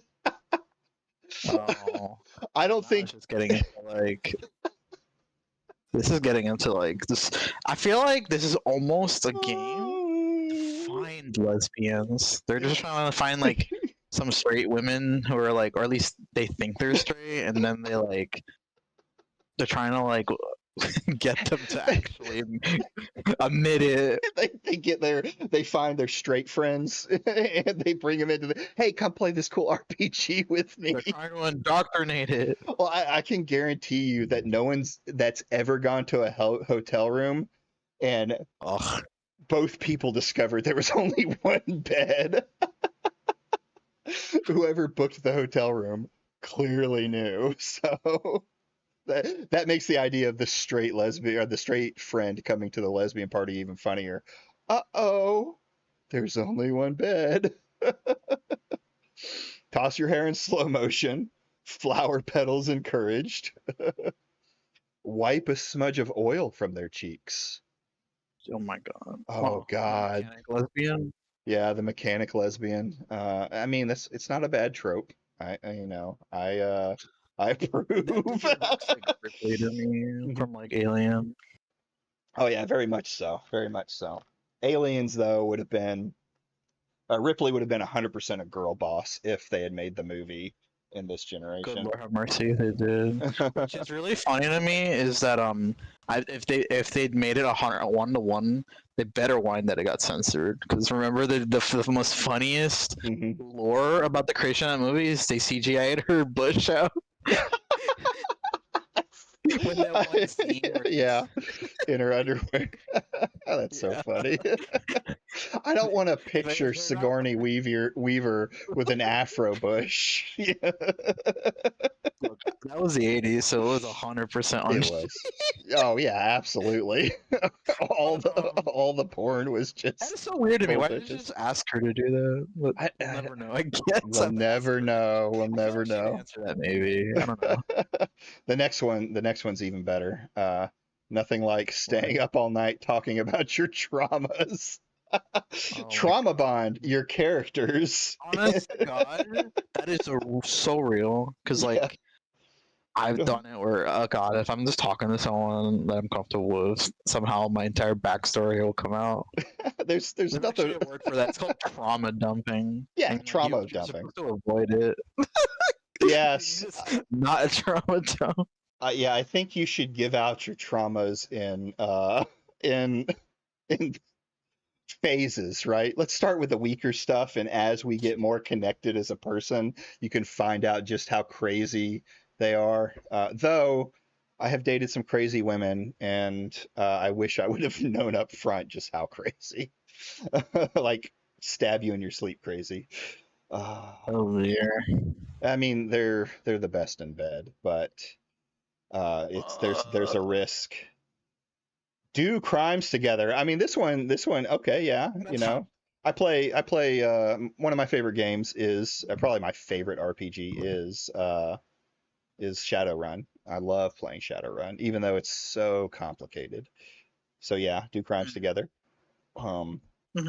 Okay, bring them flowers or the heads of their enemies. I like the last one. I'm not good. much of a flower guy. I'm not much of a flower If it's the head lesbian. of your enemies, then sure. Well, that's fair. Out, really? Ask them to help you try on clothes or take them off. See, like now I'm wondering if your intention is to do that, Is there an entire rule set for sex? I don't know. The more I read this, I Like, think you're right. This is a lesbian trap for Trap. straight women. They're trying to get it's lesbians trying to trap straight nerdy women. They're trying to move into my nerdy girls area. Stay away from my nerdy girls. Oh God. Ask them to well, we already did that one. Dance and invite them to join you. Not necessarily against that, you can do a little fun role playing. A jiggy. A jiggy yellow little jig. No grinding though. Let's stick to, PG. let's stick to PG. PG-13, but I think this Yeah. is beyond PG a little bit. Mhm. They had Yeah, this suplex a boulder and show off your muscles. See, I'm confused now because we're doing all this and we haven't even gotten to what the hell the story is. Yeah. Well, What is this game? we're gonna get down to like the character sheets in a minute. And of course, safety and consent. But let's see what else we got here. Last two. Yeah. Oh, tear a strip of your clothes to bind their wounds. I mean, if you're gonna do that, you just gotta tear the shirt off, right? And have, have sweat dripping down.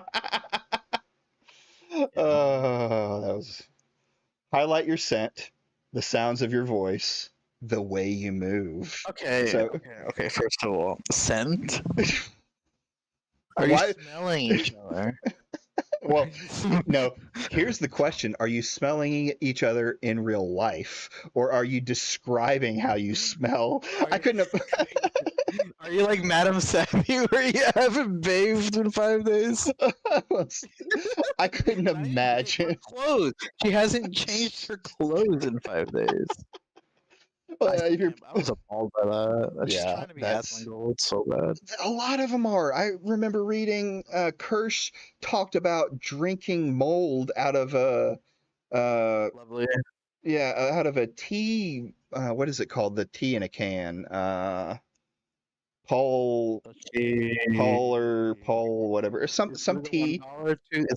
Yeah, it's like the golf player, Palmer, Arnold Palmer ones. So yeah, she described seeing it on the she had left it on the counter for 3 days, and she came in after being in bed and took a slug of it and a piece of mold. Yeah, and it's like they're all trying to mimic Asmongold, and they're it's wretched women. I mean, it's nasty then. It's still pretty nasty now.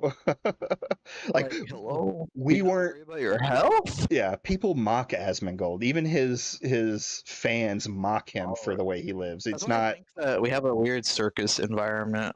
Yeah, very much so. Oh god, Everybody's on Anyway. display. And then the last one is offer. lesbians would never. Yeah. So okay, never in my life would I just how do you describe your scent? Like, I haven't bathed all day and I have a musk to me. That just does not. Enough of that with people in my circles where they're like that. I'm like, I don't like that at all. It's so strange. And then offer to show them your favorite hot spring. Like, none of this has talked about The game. Are The we in game. space? 'Cause, like, I kind of got that. well, the whole point of it is it's open ended. You can write any story you want out of this. Where like D&D is very specific to its fantasy things. You could write a D20 system that uses the similar things, but in it. This one it's all encompassing. Make any story you want because it's so simple. Oh God. Okay. Spoilers. I think we're almost done. I think we'll do this and the next one, and then we'll go. Tell dramatic, meaningful stories. Everyone needs to know they are safe to do so. Woke. The game invites you to get invested in the characters, have complicated, potentially vulnerable feelings, and explore queer identities that are frequently targets of abuse in broader society. I get it. We're back to the trap now. Yeah, we're back to the trap. Thirsty Sword Lesbians helps you create a safe environment for emotional role play. I don't think it's emotional role play. I think it's just role play. Uh, hold on, I gotta get a drink. I'm I already had a bit of a drink, so I'm a little tipsy now, and this is my Oh, mind is like, hello. I should have grabbed a scotch for this, all honesty. If you convince me to play this on stream, it's going to be while drinking scotch. If ever, it's just literally a one shot. We'll just Yeah. make it like whoever becomes the lead lesbian first. We'll get Vincent Martin in on it too. You know, the game never dictates what your players must do. I mean, most role-playing games don't. The mechanics may tell you that an event has distressed the character or that they believe a lie or face other circumstances, but the game never dictates what your player must do. I mean, it does if you believe a lie, Mhm. but I mean, really, nothing that happens dictates what your character does unless there's some kind of mind control available for it. And even in D&D, like a lot of the mind control spells and stuff like that are very limited. You can't just like take over a player and go rape the village. You know, it's usually concerning. I mean, only if Concerning. only only only if you know you're not the person doing it.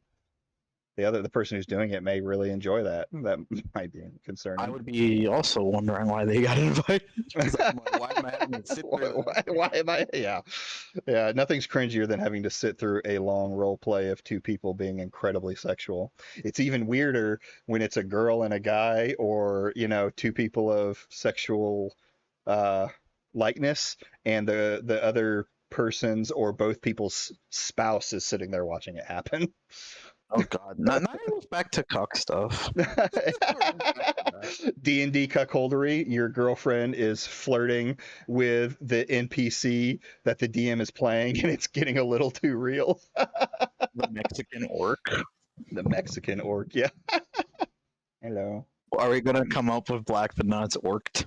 It's orked, getting orked. Getting orked.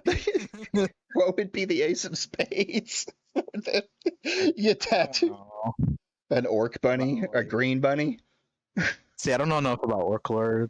I'm sure they don't have either. tattoos, but I just Yeah. don't know anything about them. It can vary from like orc I don't lore. even know about the freaking space. I'm still chuckling at how both. God, that whole thing was just so funny. No, it was even absurd. funnier when They we. tried to like back up and you're like, I'm surprised Nexus banned that. They're so woke already, and I'm like, are you guys just not happy? They did your thing for you. They're just trying to go at Nexus mods because it's been a topic that has hit in the algorithm for them, especially around the body type A and B. And this one just, I don't think hit as hard. I think they just got mocked for it. Because they upset their Groiper audience, so. Yeah, exactly. It's like, I don't think they realized. That proved to me how automatic they truly are. It's just, guys, do you not see what you just started to fit to? God, it's so. I mean, oh god. Well, it's base words. It's so simple. It's not diving. It's not diving into the real subject around thirsty lesbians. The second game mechanics are always available to find yourself in an emotional role-playing moment, and some distance from embodying your character's feelings. If you want to be flirting but playing out the conversation feels like too much, you can always suggest that it's a good time to roll entice move and break character to use the mechanics. So basically, they don't want you to use the mechanics until you're uncomfortable. So It's okay, sweetie. You can always just. I know you're straight, but if it gets to be too much, you can just use the mechanics. It's a straight woman's trap. Lesbians trapping straight white women. That's just truly what it feels like, though. My senses are just like seeing things here that are very suspect. Yeah. Then a lot of this is about at the end of the session, PCs gain experience, used a safe tool during the session. Simple check, blah, blah, blah, blah. And this is my favorite. No fascist or bigots allowed. I Oh hate. my god, that should be okay. So that's too woke. But I mean, that's a give. I mean, first of all, who I don't think I can think of anybody who's truly freaking fascist in a fucking DNA, Yeah, man. it's one of those words that has lost meaning. And like you Yeah. can, And there are, bigots is like that's normal. You don't invite racists to your thing generally, unless you have a really private thing for that. Sure. Oh, well, it's like is a person who's being racist in the game an actual bigot if he's mad at, I don't know. I mean, sometimes I can think that's funny. I had a buddy who got super, I guess, speciesist or racist against these little plant people that he ran into with another character, that NPC that annoyed him. So he was like, he just absolutely hated him. So I kept injecting them into the game in front of him to where he was like fighting him, or they had they would just come out of nowhere and attack him again. So it was funny, everyone was laughing. Yes, his character was being racist, but it wasn't like he was going Actual around. racist. Yeah, he wasn't going around and punching black people Is in the this like streets. in-universe racism? Yeah, in universe racism, I think would be the best I thing. feel like that's fine because then you're allowed to clap back as hard as possible too. Yeah, absolutely, absolutely. So I deal with that in ESO all the time. Everyone's like, farm equipment. I'm like, I'm just saying, and like, you all wait. You're taking your land in like 1,000 years in the universe, so. Mhm. It's Dark Elves versus Argonians, because like during ESO's time, they're cooperative for the moment. Mhm. But that falls apart canonically anyway, eventually. And then like after like Oblivion, Argonians decide, okay, you know what, we're tired of being enslaved, so they just go ahead and just up and basically sack their capital and then take basically almost all their territory. They also took advantage of when their volcano imploded, so Yeah. their little Dark Elves were fucked for a little bit. Yeah, I get that. They I got get it back, that. but they never recovered because they had to move their capital. Well, So it's like, that's always the in-universe way to clap back. mhm. Is it annoying? Sure. That could be. It Is it, depends on. Fair? You can be racist back, man. Yeah, absolutely. Well, and it's how you deal with it, and it's how the other person does. Like if it's just racist without a person or without a purpose, or It's without fine, something that falls in line with the story that you can make light out of it, or even if you want to tell a story through it, then it's fine. But most of this stuff too is like Cool. you shouldn't have to say any of this, I suppose.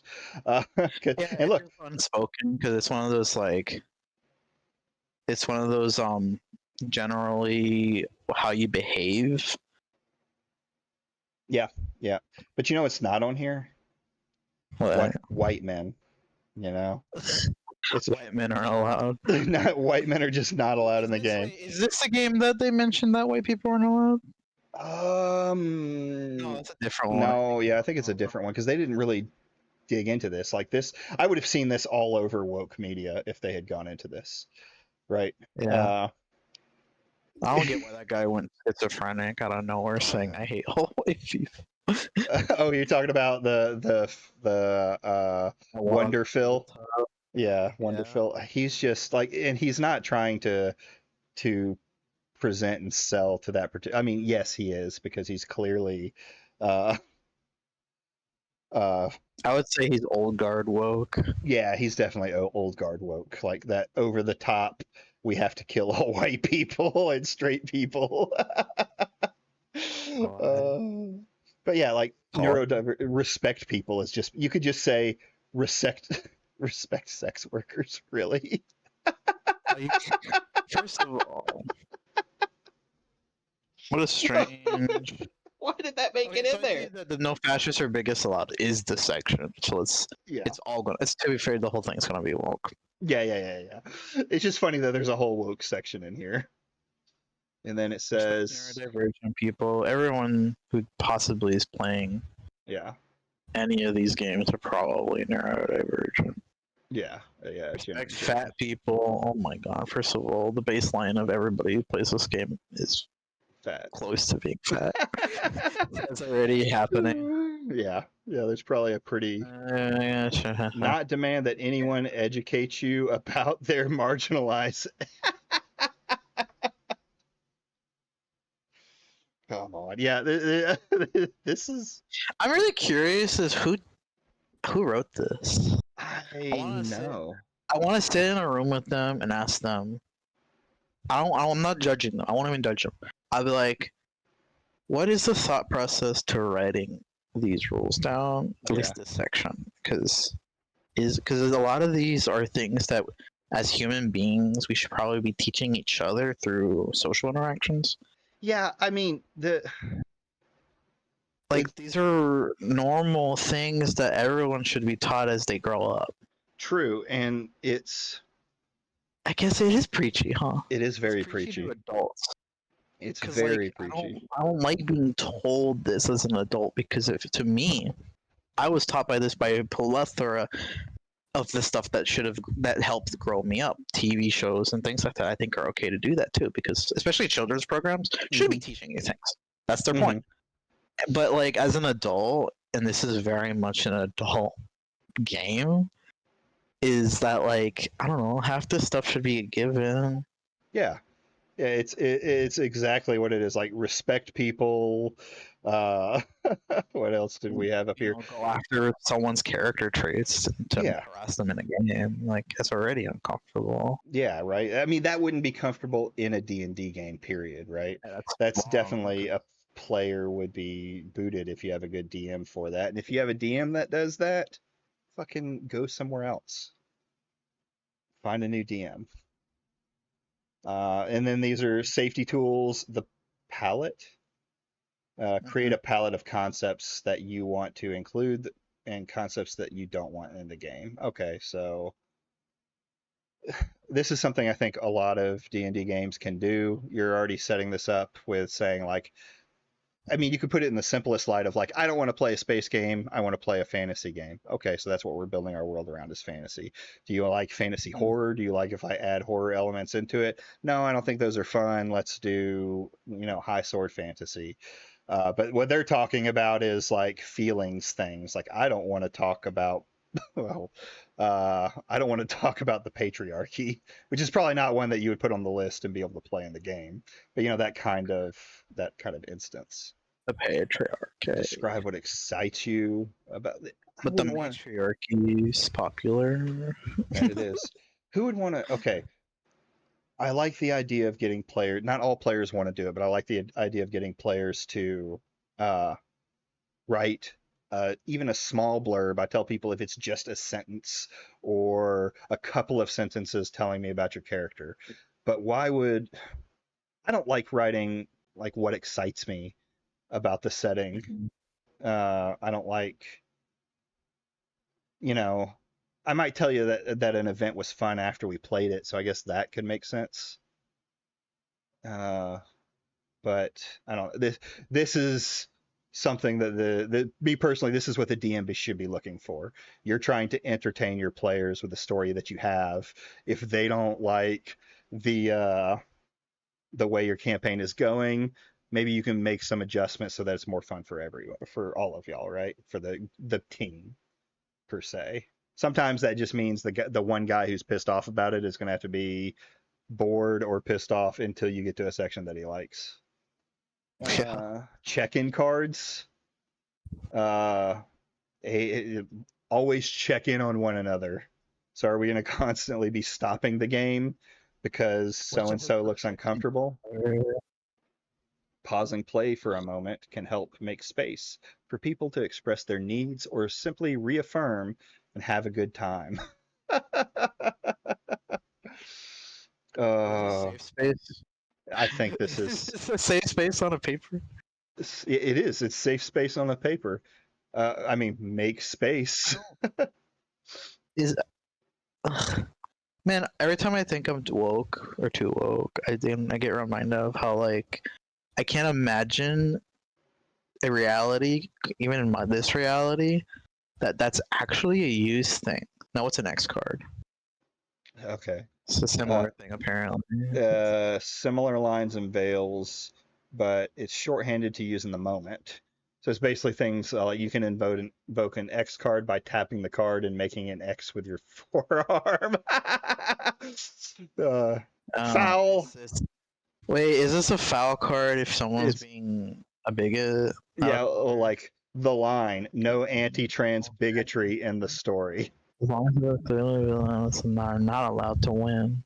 Yeah. What if they win and then you beat them later though? That's cooler. Yeah, that would be cooler. And But I've never seen a villain be transphobic in my life though. Like I don't think that's ever been a thing in even.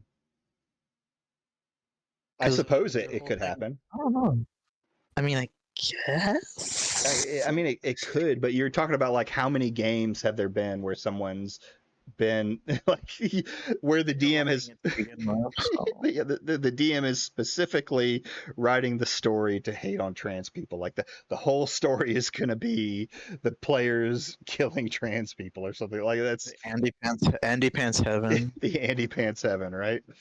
Yeah. So I guess if Andy Pants plays D&D, of the scope somehow of have him as your DM. yeah. It's basically a card of things I don't want. Deborah Wilson allowed. No Deborah Wilson allowed. Poor Deborah Wilson. She's just so sad making shit tons of money while dudes cry about her. She's freaking in Death Stranding too, by the way. Oh, of course she is. I'm sure Endymion will bring it In up. her full bald glory. Mm-hmm. That's funny. So X cards are just basically this is stuff I'm not comfortable with. Throw up an X and tell them they can't talk about it anymore. Making a move. So this is the basis of the the gameplay environment. The what is it called? The hold on. The PBTA is moves. Where is it? We'll go back up to here. So you got the playbook. Moves are a narrowly focused action-based resolution, right? So, did I? I have the episode of South Park where they're sniffing their own farts. That's the wrong one. Hold on, let me bring up this. It's almost exhausting. This. We spent like an hour and a half just to get to gameplay. I know, right?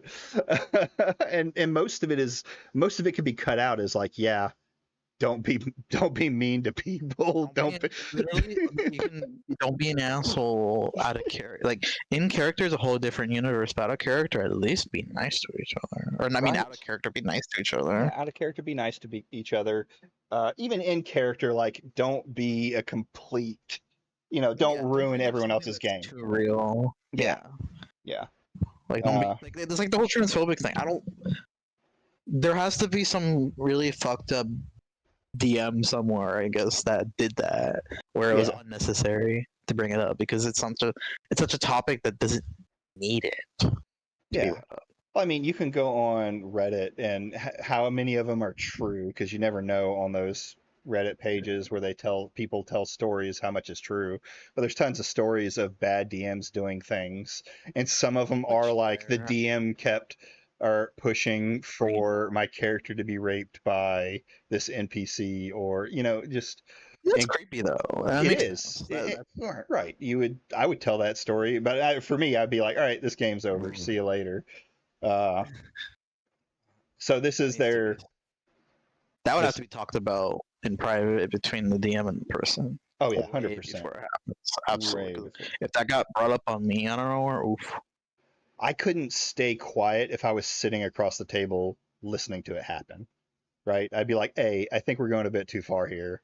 There are limits to even me, right?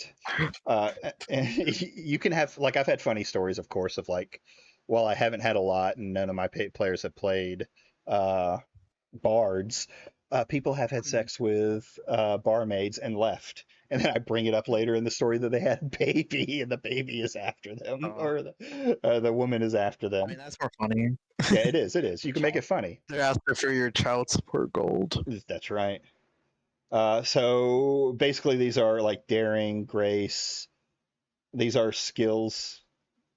The whole game is based off of rolling two-sided dice, and then you often add a stat like daring or grace. We'll go down and see the stats, and Daring Chris.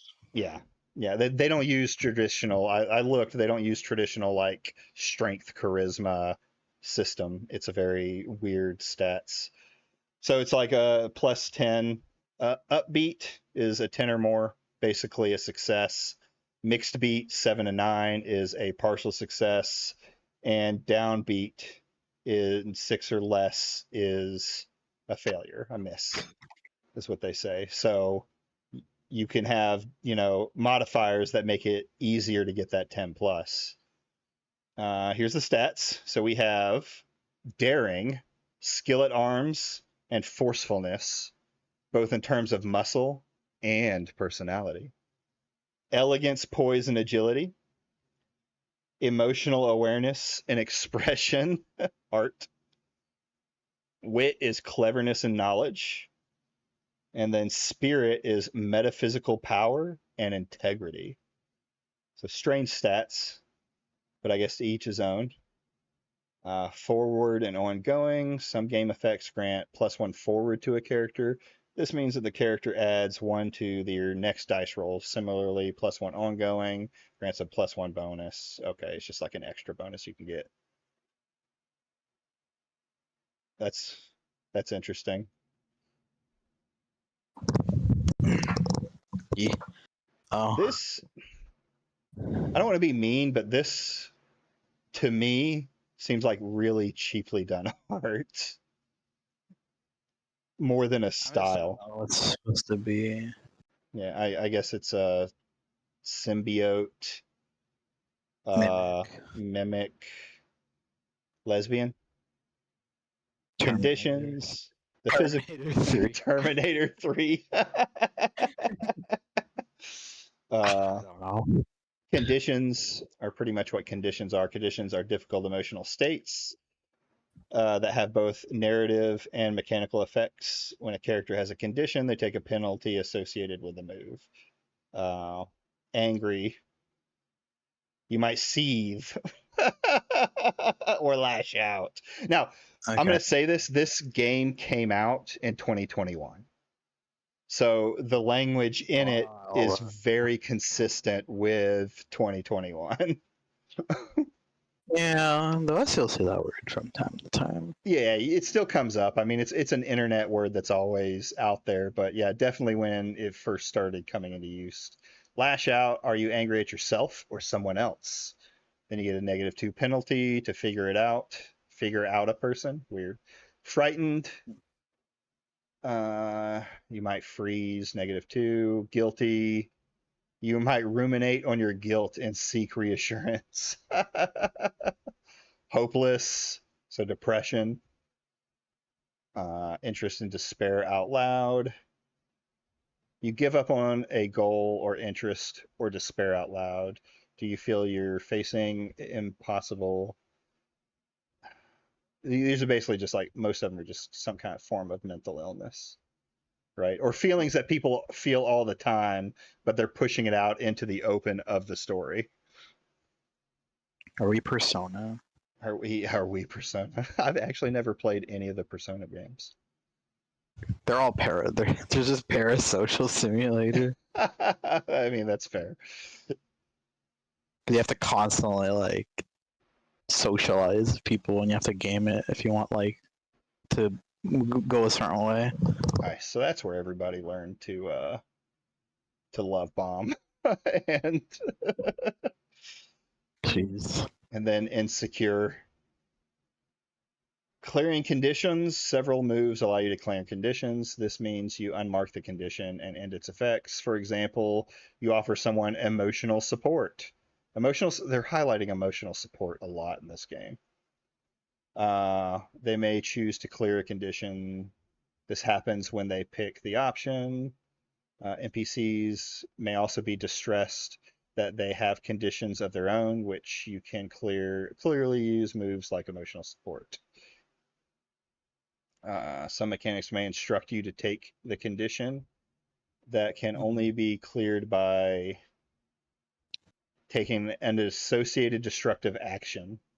So if you're angry, you have to break something. But didn't they say like you have choice? But if you're angry, the game's going to say, hey, you need to do something about it. And like I understand the concept. It makes sense that, hey, your character can't do this because of a condition, right? It's the same thing as getting stunned in a game. But it's just weird that it's in these emotional ways. Like you have to do this emotional response. Guilty, sacrifice something important to hurt yourself. Oh, that's getting a little dark. Lose yourself in escapism or pleasure when you should be doing something important. They went light on the hopelessness, though. Insecure, take rash actions to comfort the object of your jealousy or prove your worth. Inflicting and defeating NPCs. Many confrontations end with de-escalation. Yeah. Seduction or discovery. I mean, but isn't killing someone a form of de-escalation, right? It's just instant de-escalation. That's a typical route for these games.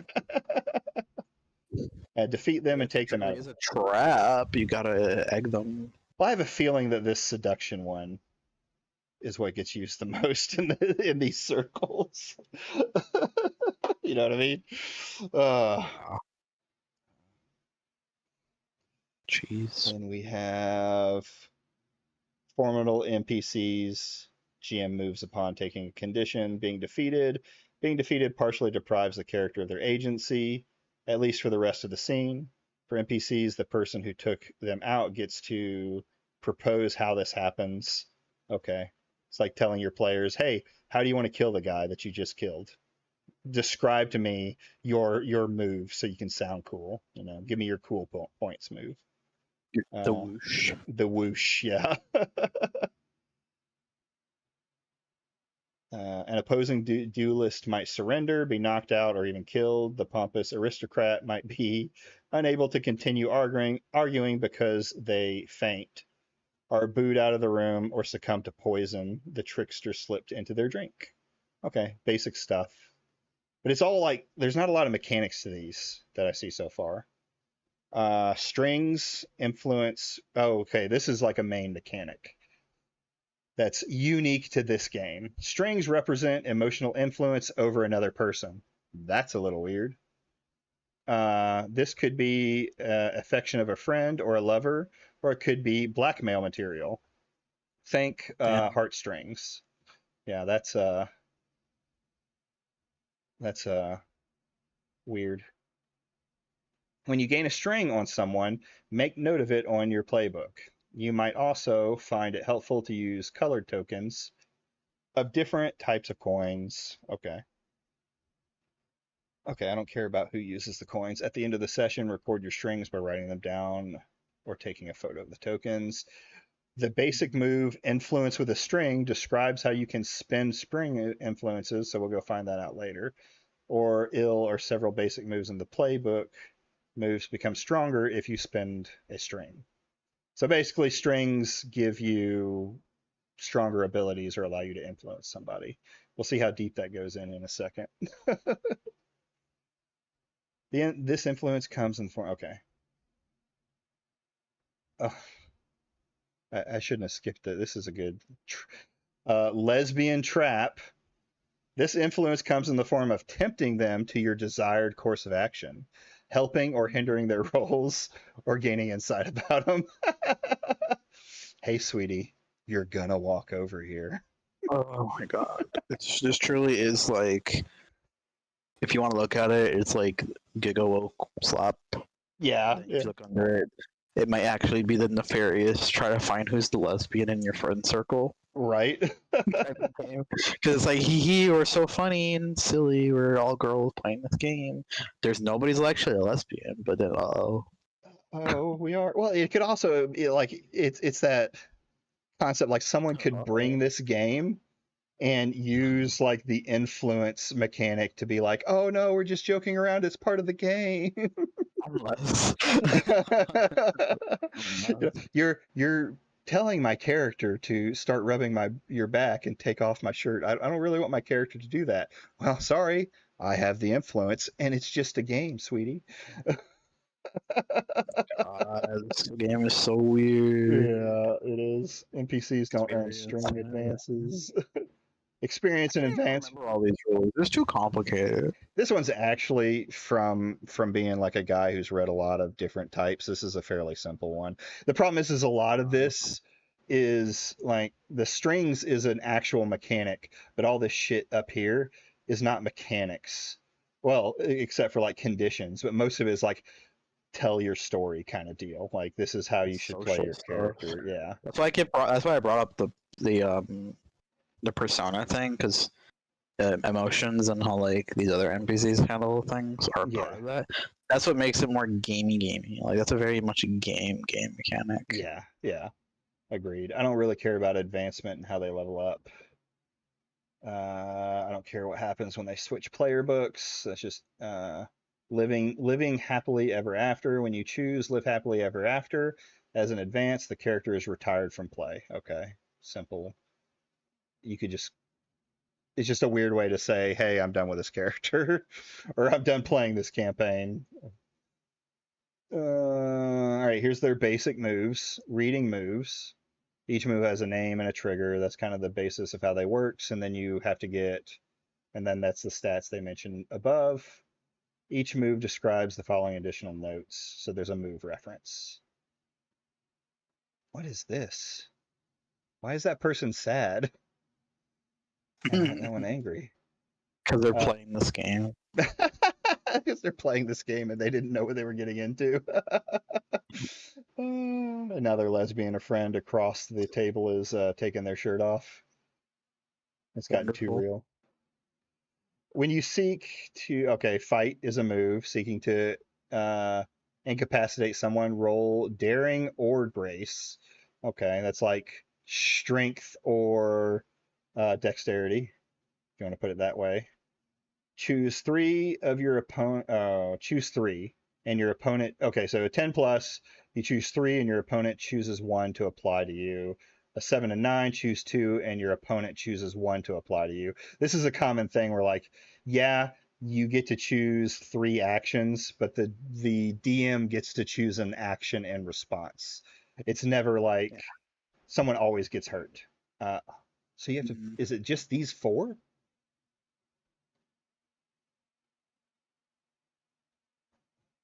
So this is like a major critique I have of the game, just as a critique, not as this being a woke.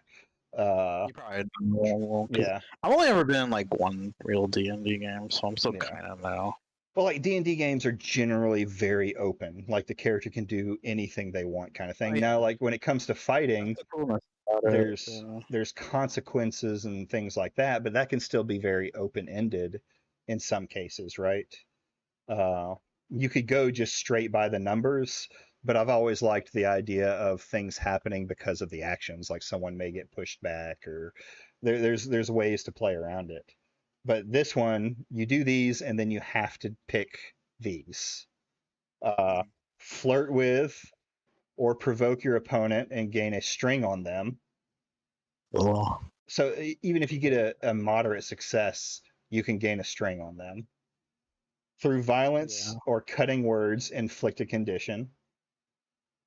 Create an opportunity for an ally through prowess or distraction.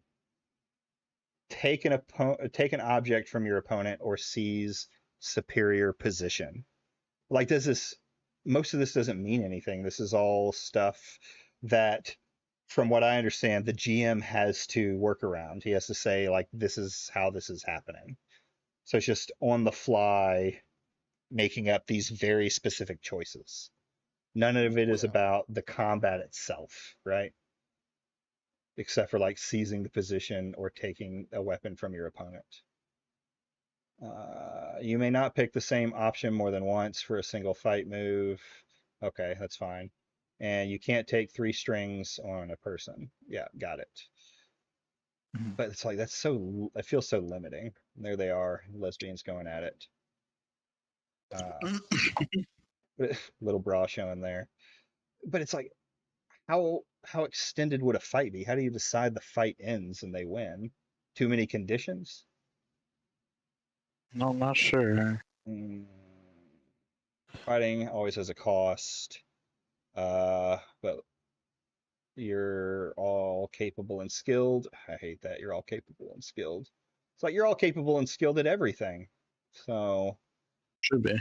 but you'll likely need some emotional support after a violent encounter. Uh, PTSD mechanic in the game. Hmm. Fight, figure Which them out. Yeah. It doesn't necessarily mean you're rolling fight. I guess they're saying you use other moves. if you have PTSD, that should probably be like a negative attribute, though. Yeah, I agree. I agree. Well, that's the 'Cause condition. it's a crippling thing. Yeah. Yeah, definitely. Defy disaster, like very open-ended. What does that mean? When you push your limits and achieve something extraordinary that's not covered by another move, or avert imminent danger to yourself or someone else. Say that you're willing to sacrifice and pick your approach. So if it's might and endurance, use daring, swiftness, grace, cleverness, wit, yeah, blah, blah, blah, blah, blah. A 10, do it with style. At the GM's discretion, you may also learn new information, discover a new opportunity, or gain a string on someone. A lot about gaining the strings. The GM will offer you a hard choice or success with a sacrifice. That's not, I don't know. It's like all very open ended. It's like you could just, any game that's out there could give you this. You can literally do this role play with any game mechanic. Yeah. This one just like dulls it down to a very specific stagger, a reactive move when you suffer a staggering physical or emotional blow. Choose an option from the following base number of conditions. 4 to 5. Oh, these are if you have conditions. 4 to 5, you're rendered helpless for the scene. You're utterly humiliated and news will spread.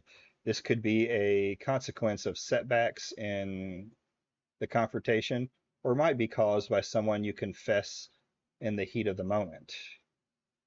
Choose 2 from the 0 to 3 options.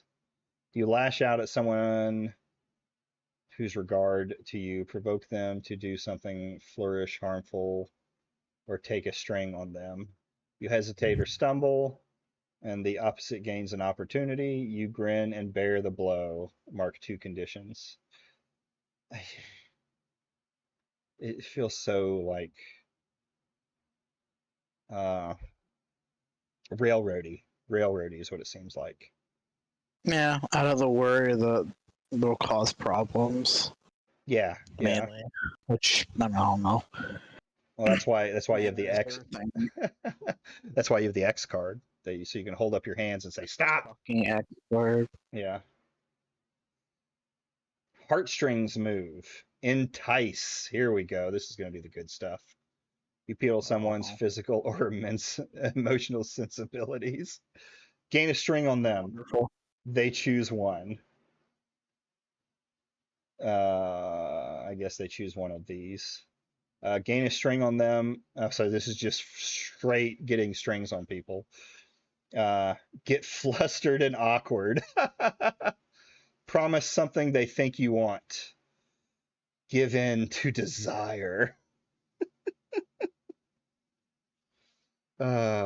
Enticing someone is the most basic way to get strings on them. You might also find someone else at the table suggested that you roll to entice them because your PC has just done something sexy or romantic, even without intending to. Oh my god. Oh man. If you try to entice someone in a way that the player doesn't think would work, you have a few options for resolving that. Okay. the player could tell you an alternate approach that might fit their character better, and you can rewind. You could decide to abandon the move and take the story in another direction. You can explain that the move's effect in a way that makes sense with the narrative. Okay, kind of basic stuff. Like if they really don't like it, just move on. If they want to flirt back and want you to flirt in a certain way, I guess do it that. This sounds typical. Yeah, yeah. I mean, with a sexual tinge, but yes. What the fuck is that?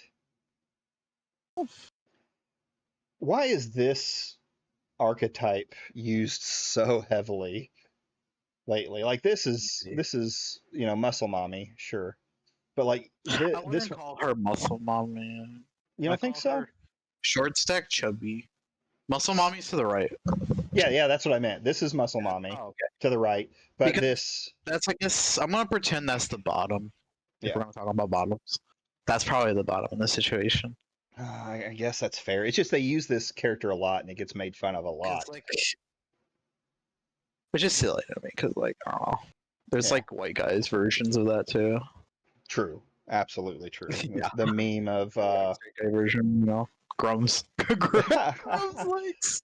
Grum legs. I'm kidding. Grum likes. Well, I mean, there's the meme of white guy number 2 or something like that, and it was funny. I think it was Larian Studios that was like, "Hey, our system can pull together all the characters that were created, so we're gonna give you the most created character," and it was like, yeah, white guy number 1. I was like, yep. Basic Because guy over 59. We straight men are very basic. We just want Very to basic. put ourselves. There's the idealized version that you'd love, Yeah, basically, which is fine. I mean, everyone wants to be that one guy. true. Figure the Chad. Yeah, everyone wants to be the Chad. Oh man. Figure out the string. You may ask 2 questions. Now or later in the scene, you may ask 2 questions, but they may ask one of you. Really, like, what are your feelings towards? What do you hope to get from? How do I get to you? Or how do I get to? Really? How do I get to? Get to? Like, how do I get to this desired effect for you? Outcome, yeah. Yeah.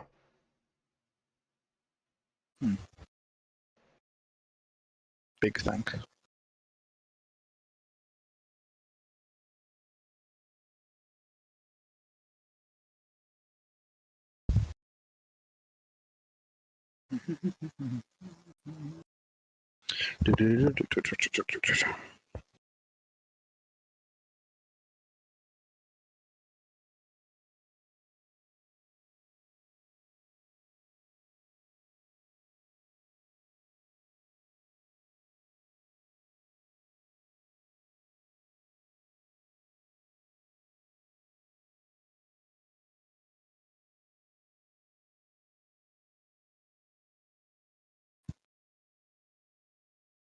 All these rules are blurred to me now.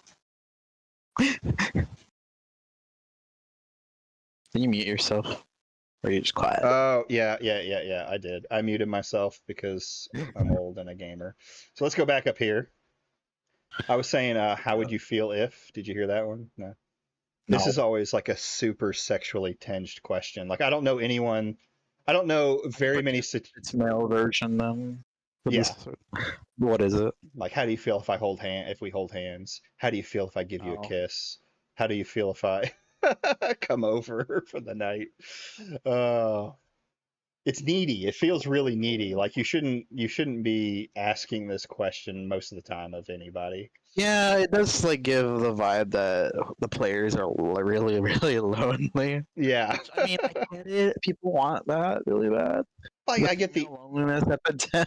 the male loneliness epidemic. Well, people are just like I Maybe get there's it. a female one. I get it. It's really hard to talk to women when we're guys and stuff like that. Now there's this trope where women have to reach out and be the ones to talk because these guys have stopped talking, and that's. Yeah. But you've got to get the confidence just to say something. But how do I feel? Yeah, that's not gonna do it. That's usually like, hey, how would you feel if I? And most women, I don't think most people want a partner that's like that, right? Yeah, I just want someone to talk to, and Right. if anything gets touchy, feely, that's cool. Right. You want to. Like VR chat for me, I like people being affectionate, whatever. But Right, like right.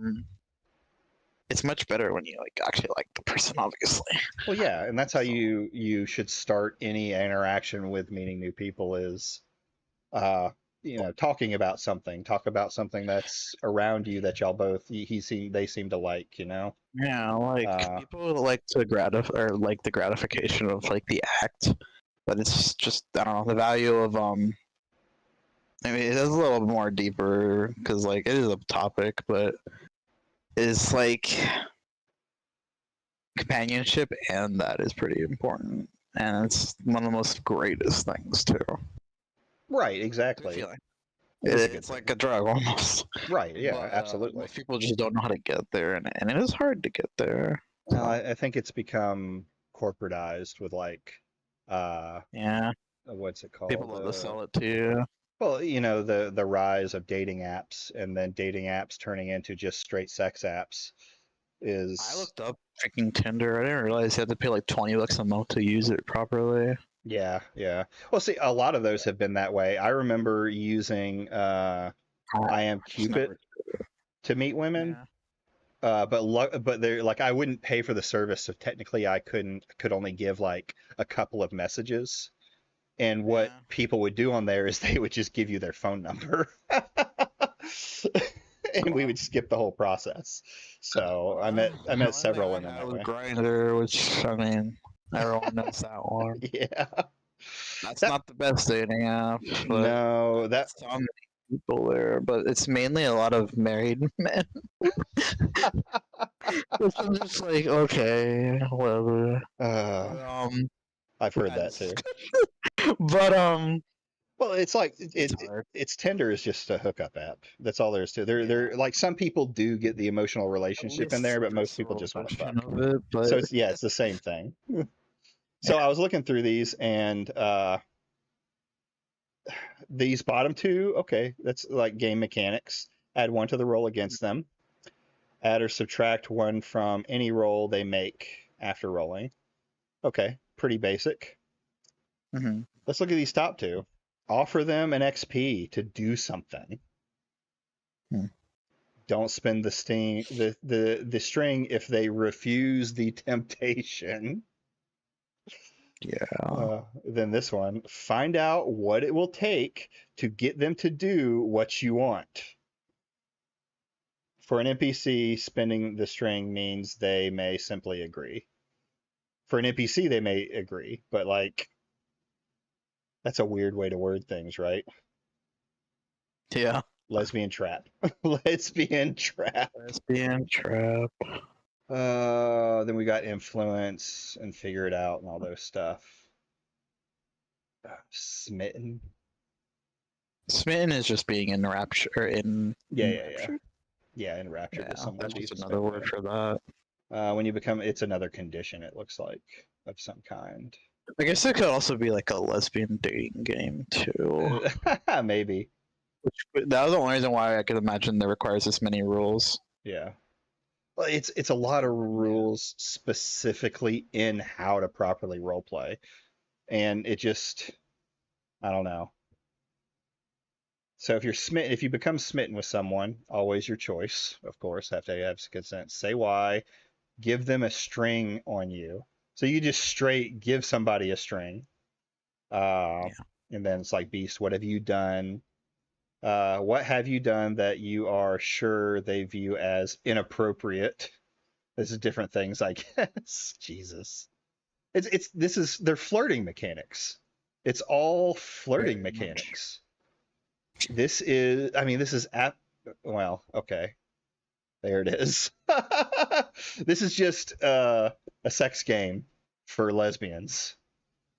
It's Final. one that's trying really hard not to be, but Yeah, it's like very like not secretive about exactly what it's trying to be.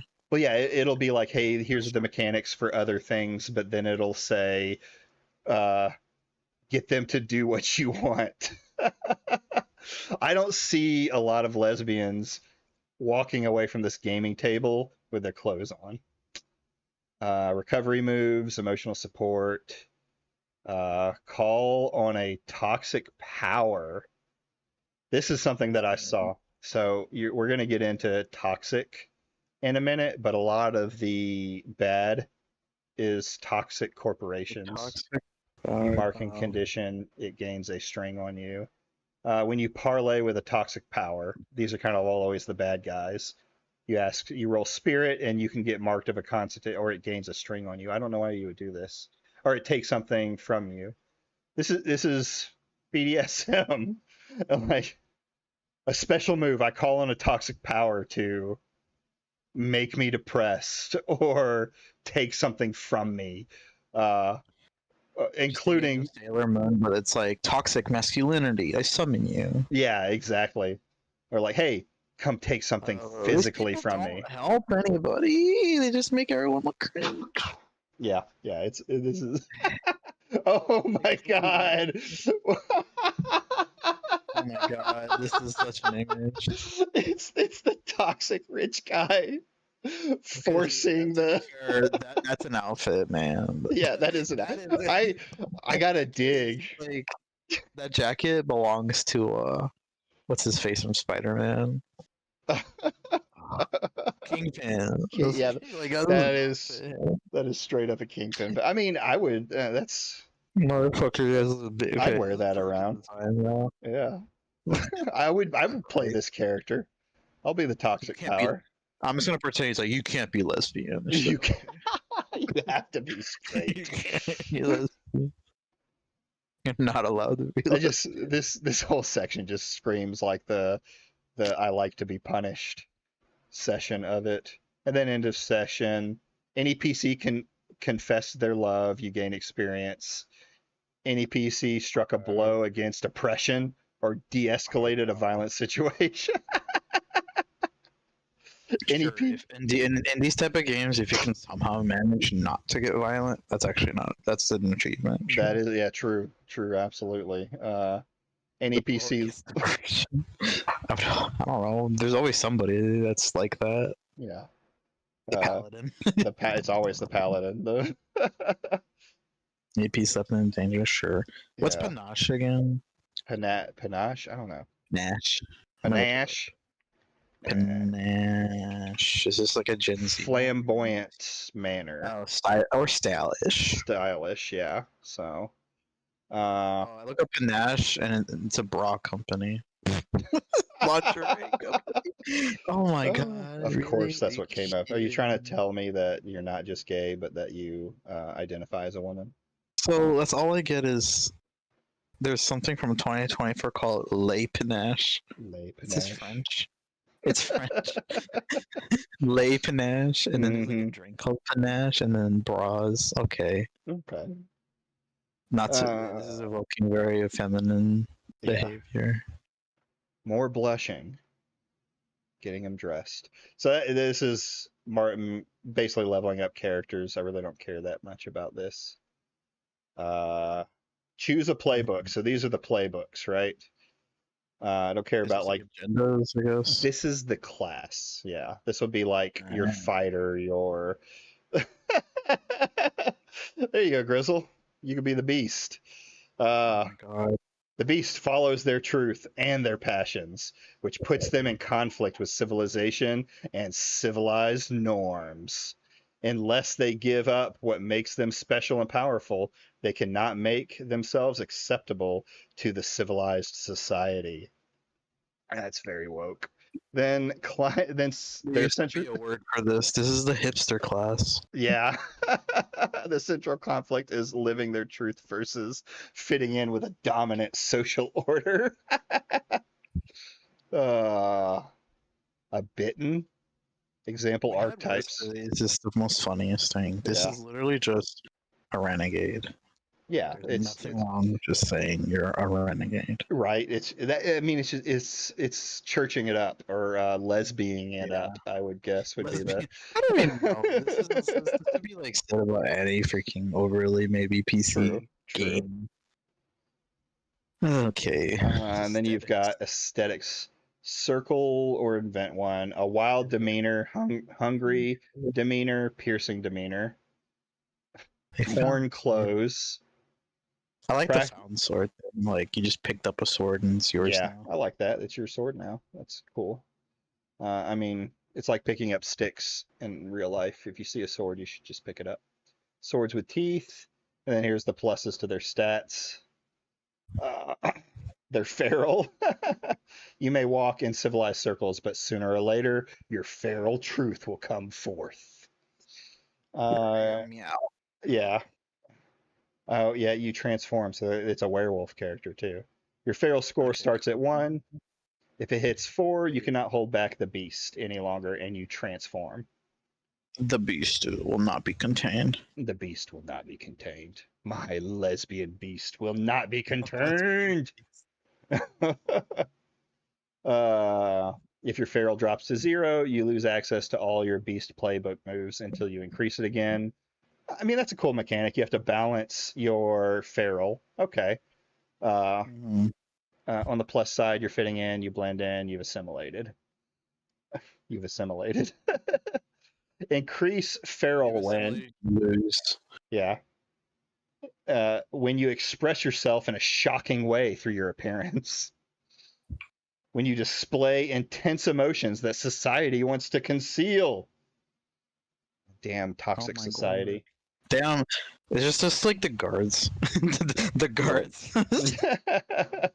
Right? You feel your bestial nature was hurt, has hurt someone you cared about, is how you decrease it. You go along with an uncomfortable interaction to fit in. I mean, okay, if I'm trying to be realistic as a DM for this game, I'm going to throw this shit out the window and like come up with things that are more than just 2 things, right? Because it doesn't make sense to just have these 2. Feels, we've already said railroaded. Playbook moves, transform. So you can always transform, but you're forced to transform if you go feral. That's fair. That's fair. That's fair. Yeah. Choose 2 or choose 1. You are in harmony with your beast and may clear a condition. You are magnificent and little escapes your notice. You gain leverage or an opportunity with a monster. Pain is nothing to you. Ignore the next time you would stagger. Okay, that's cool. You can move in ways no ordinary person could. That's very open-ended. And then You take all on 4s, so you get like you look weird, but you get like a bonus to movement. Yeah, I could see that. But there's no like actual movement. You can just make up however fast you move. Really?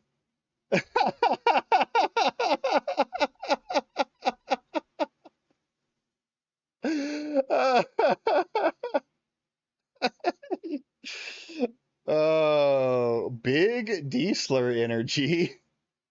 What is? Oh my god. Oh my god. I mean, to be fair, these words are very popular. Like, I don't like the F slur personally, but I hear it in my own circles so fucking much because there's like a half and half where like everybody tries to own it now. Yeah. I guess they're trying to own it now, so that makes sense, I guess. Yeah. I still wouldn't say it for just YouTube rules, though. I did call that cult person one of these on Twitter. Cult cast or whatever her name is. Oh, like I thought you like an actual cult. No. The cult chick who does all the Gooner streams or whatever. Ferocious. Hold on. Let me read the dyke. I didn't mean to say that. I disavow. It just is right there in front of me. When when you make it clear to your foes that you are the biggest threat. Okay. Then for the rest of the scene, whenever you do a D10 roll, you choose someone present to be impressed or intrigued with you. Once the scene ends, you gain a string on someone. Okay, another way to gain strings. This feels like tank energy in a video game. It does sound like tank Yeah. energy. When you fight, you may mark a condition. That's a little boring. Shameless, when you say out loud what you want from an NPC, you may give a string on you to ask questions about them from the figure out. This just seems weird to me. Like, why would you use this in a My game? whole brain kind of turned off for most of this. 'Cause I get it. It's I don't know. This is a weird. This is like very extra, I guess, discussion. yeah, it Like I is. said, this seems like something you should talk to your group about. Yeah, I mean it's You know? it's very specifically tinged in that sexual light. Like, say out loud what do you want to from an NPC. I wanna smitten kitten. Uh, when you become smitten with someone, say why and give them a string and answer their question. What have you done that you are sure they view as inappropriate? Okay, we saw that. And then bloody truth. What awakens the beast inside you? How do I get you to kiss me?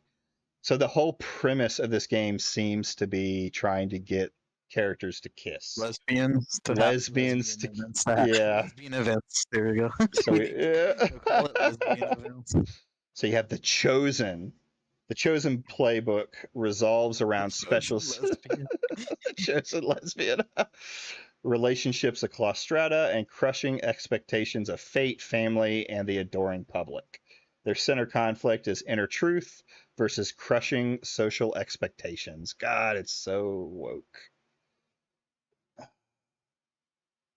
Yeah. Heroic aspects, tragic aspects, seduced by evil, help the masses. Okay. Where's the lesbian bear sex? I don't know. Well, up here. That's There's the lesbian. I mean, yeah, this person is a cat, but you could easily be a beast bear. I mean, Mama Bear sounds like a very good like lesbian name. Yeah. Mama bear. Yeah, that's true. That's true. I know a few people go by Mama Bear. I mean, I don't know a lot of lesbians anymore, but I don't hang out in a lot of groups. But Well, that's okay. Fair. Love is not my destiny. Giga Bear's mother. I'm gonna go through that document, man, on a stream because that looks took the effort to like make a whole look up some doc. like somewhat Ember lore of that guy. Apparently, he's just somebody that's kind of famous in this side of the groups. Yeah, it sounds like Or he's at a least- famous shitter that he's been Don't kicked want multiple anything. times. But it should be I saw interesting. something about Ashes of Creation. He was a problem with. hmm But yeah. The devoted is committed to the person or cause. Their central conflict lies in pitting the devotion against self-care. So the person that'll harm themselves to love another. Last stand, kinda what's best for toxic. them? Yeah, it is a little toxic. I'm like, it's Fanatical. not a healthy thing to promote. Yeah, fatal. That's kinda unwoke in a little Yeah, it kind of, but in a way it is because you run into like a There's lot bunch of other people. rules that prevent the. I like it actually in a weird way. Do Like, I ya? get it. It's like it's bad, and that's kind of a flaw almost. It's a character flaw. Well, yeah, it adds something that's not just the Almost tropes like of the other you'll one. in a weird way, you'll encounter that if you're really serious about trying to date. You might encounter someone like this. So True. I would say good on them for revealing a scenario and letting someone play out a character. That's not a really great person IRL. hmm I mean, even right here, they say it. The devotee explores the concept of self-sacrifice and takes it to an extreme. So if you get people who are playing this who are actually trying to like go role play through these ideals, whether it's just for fun or something like that, that is nice. That is good. If you look at it from the lesbian trap scenario, you're gonna play the crazy girlfriend who takes it to the extreme. Mhm. So I guess I could see it in both lights. This is definitely probably the more interesting of the ones we've seen, right? Which is weird because it's like it's real. It's a bit yeah, real. it's a bit real, but it's definitely the paladin, right? Lay on hands, which is like one of the most milk toast characters Yeah. in the game. Like he, Truthfully. This is like the more visceral sexual version of it. yeah, It's a sexually frustrated paladin. it's a sexually frustrated paladin, the infamous. Uh, The infamous. the infamous one Oh no. participated in wicked deeds, but they've become fiercely righteous, trying to atone. The central conflict arises from the lasting consequences of their past actions and belief Is this versus their new an convictions. Oathbreaker? Is this what? Is this like an Oathbreaker paladin? Or is that Yeah, it's kind of like an Oathbreaker paladin or the conservative who's turned lefty and how has to like iDubbbz. iDubbbz is this character. He was yeah. infamous for his N-words, but now he's the center of conflict and is He's trying to atoning. he's atoning for his actions. I don't really know a lot about that, to be fair. I haven't actually watched any of his new stuff, so I don't know if he's sincere sounding or not. Or like, less like he's saying it out loud and more just his actions. Right. I can't say. Did he mention at all his past, or just started doing it? And he's Oh just yeah, doing he it? did a whole I'm sorry stream and how mean I was to black people and I should have been uh thinking of them. It was really badly done. Like I get the idea that you were very edgy back in those days of YouTube, but I don't believe in this like you have to atone Just do it. for those Right? pasts. Just show through just do something different. Like, hey, you can say something simple like, hey, I did a lot of edgy stuff like that. I've changed. I'm no longer about that, and move on. And but he Yeah. constantly like he went on streams with black creators and apologized for his actions and things. There were people who were the kind of those extreme blacks that uh microaggressions and all of that other stuff kind of things, and they were like basically he was flogging himself for all of them. No. Wicked past, make it right, always suspect. Talons of the past, they can change too. What makes a home? Who is the monster?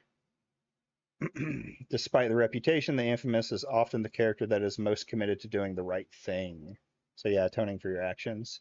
The Nature Witch, hippies. The Nature Witch is deeply connected with their environment and less experienced when it comes to people. They're either new to socializing or are newly exploring what it feels like to socialize with their true self. Their conflict revolves around growth and the exploration that it is required. Oblivious horse girl. What? Oblivious horse girl. Scroll up because I want to see the art. Oh, I'm sorry. You got Head's the missing in the screen. yeah. Oh, that's not a horse. No. It's just one of the examples of the Oh. archetypes. Is obvious horse girl. Horse girl. Yeah. I'm gonna look that up. Is that like a lesbian thing? Lesbian. No, it's horse I can tell you it's a southern white girl thing because girls who ride horses like throughout their life, horses take a lot of lower body and core. So girls tend to have very muscular and very defined asses when they've been doing horse their whole life. So she's just oblivious that she has a great butt. Okay. Yeah, that's pretty much what she's oblivious about. I mean, that's kind of endearing. I mean, Yeah. you can like a humble person. I'm sure some guys find that cute, or girls, or I guess more dominant about it. Yeah. This one looks That's just funny. yeah, it is. I mean, that's been a thing since forever here in the South. And I mean, I understand, why lesbians like it. See, I have a lot in common with lesbians. They It, like the things it's that not I like tend to you can like. apply. You can apply kind of like for anybody really, because like even with lesbians, literally the only difference is you just projecting. One person's gonna have generally the masculine urges compared to the other, even if it's Yeah. like the equipment's different, obviously. So like you'll like a girl for certain ways, for a woman who literally feels the same with guys or whatever. So Yeah. it's fascinating because like it's very much the differences are just cover. Yeah, I agree. I mean, I can enjoy sitting next to a lesbian and staring at women that are walking Yeah. by. 'Cause, I have a connection there, so I don't understand why. And it's like the it's usually said with a slur, but the gay hags, the women who attach themselves to like one gay guy, straight women. Yeah. So it's because they have I things think in there's a common. word for it. I forgot. It's the F slur hag is what they generally call them. That's that. I've never heard of that. You've never heard of that one? Maybe it's a southern thing. But that's what I always heard them being called, even by gay men here in the South. That is so weird. I've Yeah. never heard of that. It's from the 70s, apparently. Is it when it first started? It merged in the 70s. Interesting. It's used prerogatively to distance the gay community from feminist women. Oh, wait a minute. Wait a minute. It's related to feminists. Oh, interesting. But I guess it evolved out of that. But Yeah, I yeah. think it's kind of retired a little anyway. Yeah, you don't. I haven't heard it very often.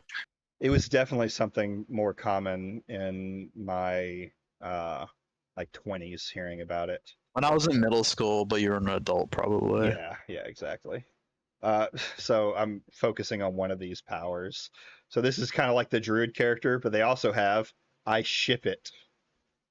Hmm. When you want to make a match between two other people and talk up to the other, you can force two people to match up. That's interesting. The magic of love when you're smitten. Like most of this is very. The characters are kind of like very boring. The scoundrel is the hero action, intense physicality, sword fights. So she's a pirate. It even says Sembo pirate, diva fencing champion. Fencing champion. I guess that's who this is, a diva fencing champion. I can't tell what nationality that character could be. I mean, Is that Han? Is that Han? That is 100% Han Solo, but Why is he here? I have no idea. Well, look, the lesbian's mad at him, so maybe he's the bad guy. Wait a minute, I'm stupid. There might be trans women in this then, because of Yeah. I'm almost positive that if a trans woman wanted to play this game, that it would be a very accepting thing, right? Yeah, because like Yeah. the concept is they can be lesbians. Yeah. It's unique, but I mean, that works. It works. That would be consistent with the rules of how that works. The Seeker. This one's good.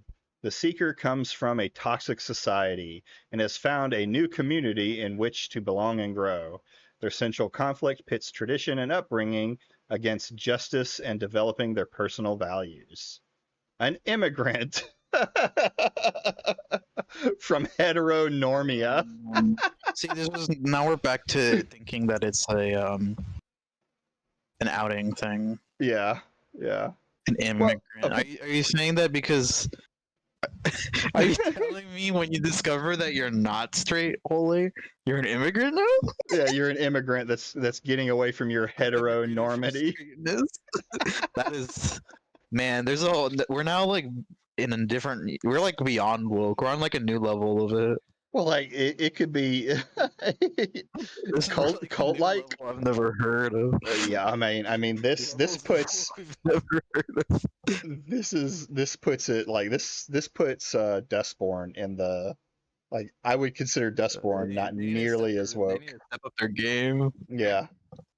So they have a traditions chart, and they can call on the toxic power. Always cover your sinful body. They're Wow. anti sexuality, Or obvious. something. Yeah, because this is probably something you have to break, right? And choose at least 6 commandments. Yeah. The authority has issued. Always answer an insult with a drawn sword. Never admit to your weak emotions. Toxic masculinity. Up by your bootstraps. Never give when you can sell. Oh, capitalism. Uh, always obey the authority. Authority. Yeah. When you break a commandment and repute it forever, cross it off and mark experience. The gay. Well, these are the straight commandments that you have to break to Oh, become gay, right? okay. Let's see. Okay, this one might be a little heterophobic. We're Yeah. getting into heterophobia now. Yeah, like always cover These your are not rules that straight people also follow. No, not at all. Call them out on that one. That's wrong to do. Yeah, it's kind of it's really on the nose. Like I can get they're going for the tortured past or the bad guy turned good deal, Yeah. but it's so on the nose with literally saying it out loud. You're moving to a new community. You're moving out of your toxic community. It's much. It's a little much. Yeah, I don't like it because it makes Yeah, I mean, look right here. people more not nice to us. Yeah, it's basically condemning Just like- others. It also limits straight people because I love the idea that straight people could be more than what they imagine themselves. But that doesn't mean that they're either or they're LGBT either. Like people can be whatever they want. True, you can. I can be accepting of someone, or I can I don't really conform to a lot of the trans ideology stuff like that. Especially once you start getting into kids, which I know not all trans people are that way. It's such an unknown that deserves research, and that's my only problem. Is I wish we had more allowed institutes to research this better because currently it's just so unresearched. Yeah, I agree. There's a lot of bad research out there right now, but not a lot of long-term research, good research. Yeah. And even then, like I've gotten into it with my sister-in-law, who's definitely more of a lefty than I am, and I talk about like the asking people's pronouns deal, and I'm like, you have to realize that the average person, yeah, well, it's weird to have to walk up to somebody and just say, hey, are you a boy or a girl, or are you something in between? When most people are going to base their things off of visuals. That's how we've done it for years. Yeah, how they're presenting. And maybe some that's why they is an easy way to go with. Yeah, exactly. So it gets, and then there's this. It's I can, but at the same time, just because I don't agree with, say, pronouns and all that other stuff, I can still be polite to a person that's with me, right? Yeah, I always say the rule is that like a person doesn't particularly have to understand either. It's like you're not spending your entire like waking minute like some people going after it. Yeah. And I think there's a huge difference between trans out in the real world and online trans. There's a big difference. A lot of those people are very hardy people, I've noticed. Yeah. I think, in my opinion, me thinking from like a practical purpose, most trans people just want to, like any other person, they hang live their normal life. Yeah, in their spaces, or just not be, whatever. Assaulted. Yeah, they just want to go about their day like everybody else, and they're not screaming, at the world every time someone misgenders them. They're just doing their thing. They move, they make a face and they'll just walk away. Yeah. The spooky witch is a weirdo. Who does her own thing while craving connection.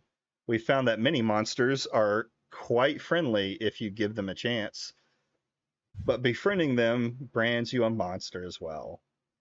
Their central Sad. conflict lies in navigating pressure to conform versus their own desire for those or their monstrous friends.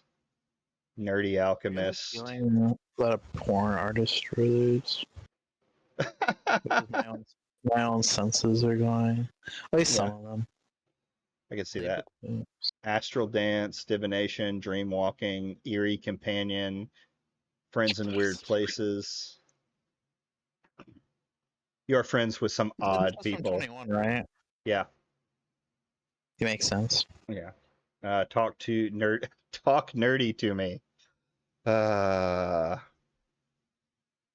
Yeah, I kind of get the vibe that nobody particularly does any of this really. no. So this is just straight up just preserving it for the sake to preserve it. Yeah.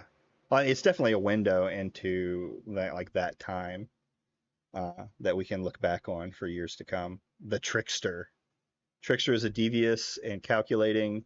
They fear closeness, serenity, and vulnerability.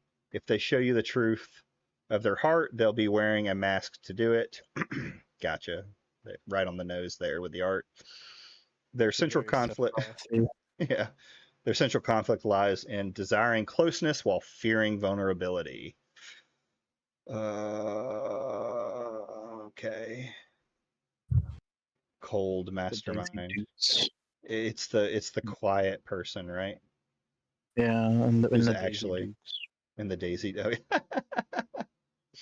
Playbook moves, you feelings, the mask. Twice during your plan. Knives behind the mask, play the part. A beautiful lie. I see through you. Who do you want me to be?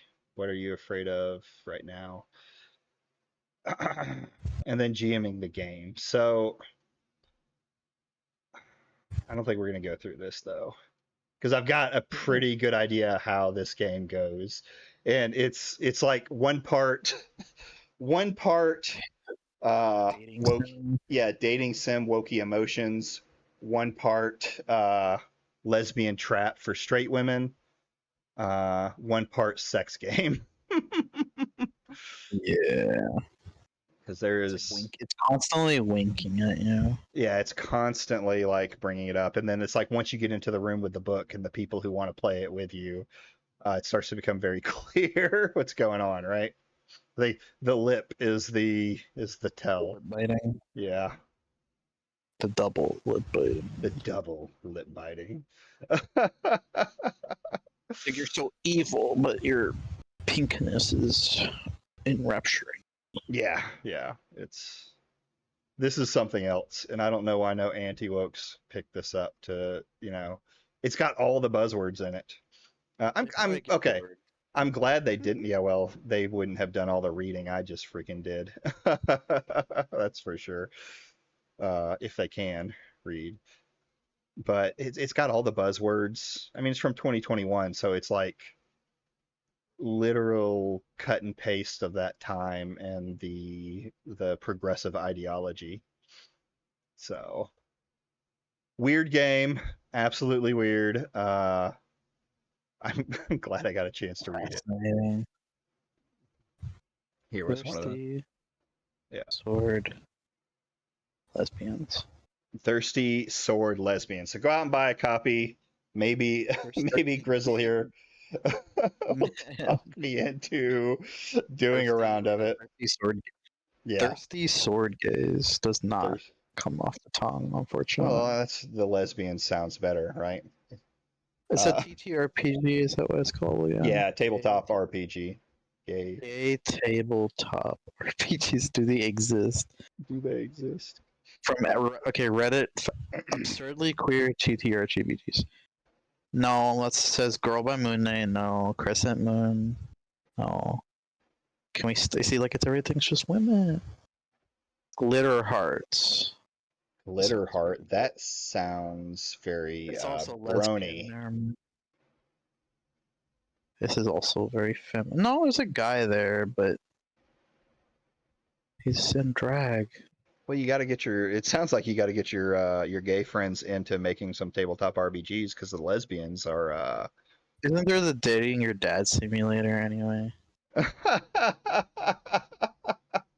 Probably. like you literally, yeah, it's Dream Daddy, a dad dating simulator. Jesus Christ. And it's like not specifically either or. I think you can be kind of whatever. Hmm. But you get like an assortment of all sorts of like every kind of dad you can imagine.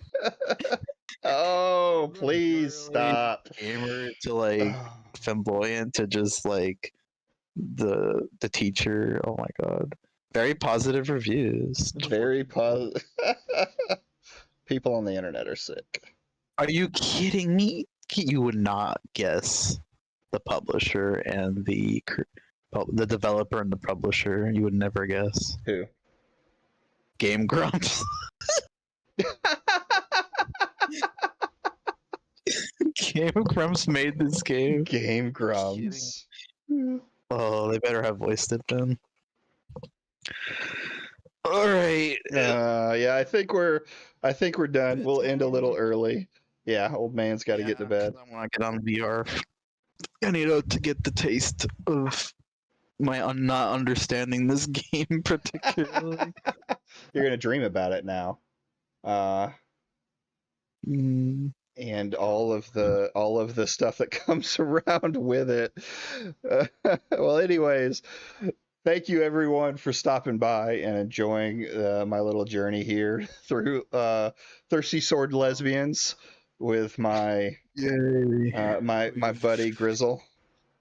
Or more educated for it. Yeah, well, I mean, I needed the gay outlook and not just my outlook. No, I had fun too. So. Yeah. But thanks for coming by. Like the stream. If you're watching it later, like the stream and subscribe. And we will see you on Friday. Bye boy. Also, good night. Yeah. Yep. Good night to you too.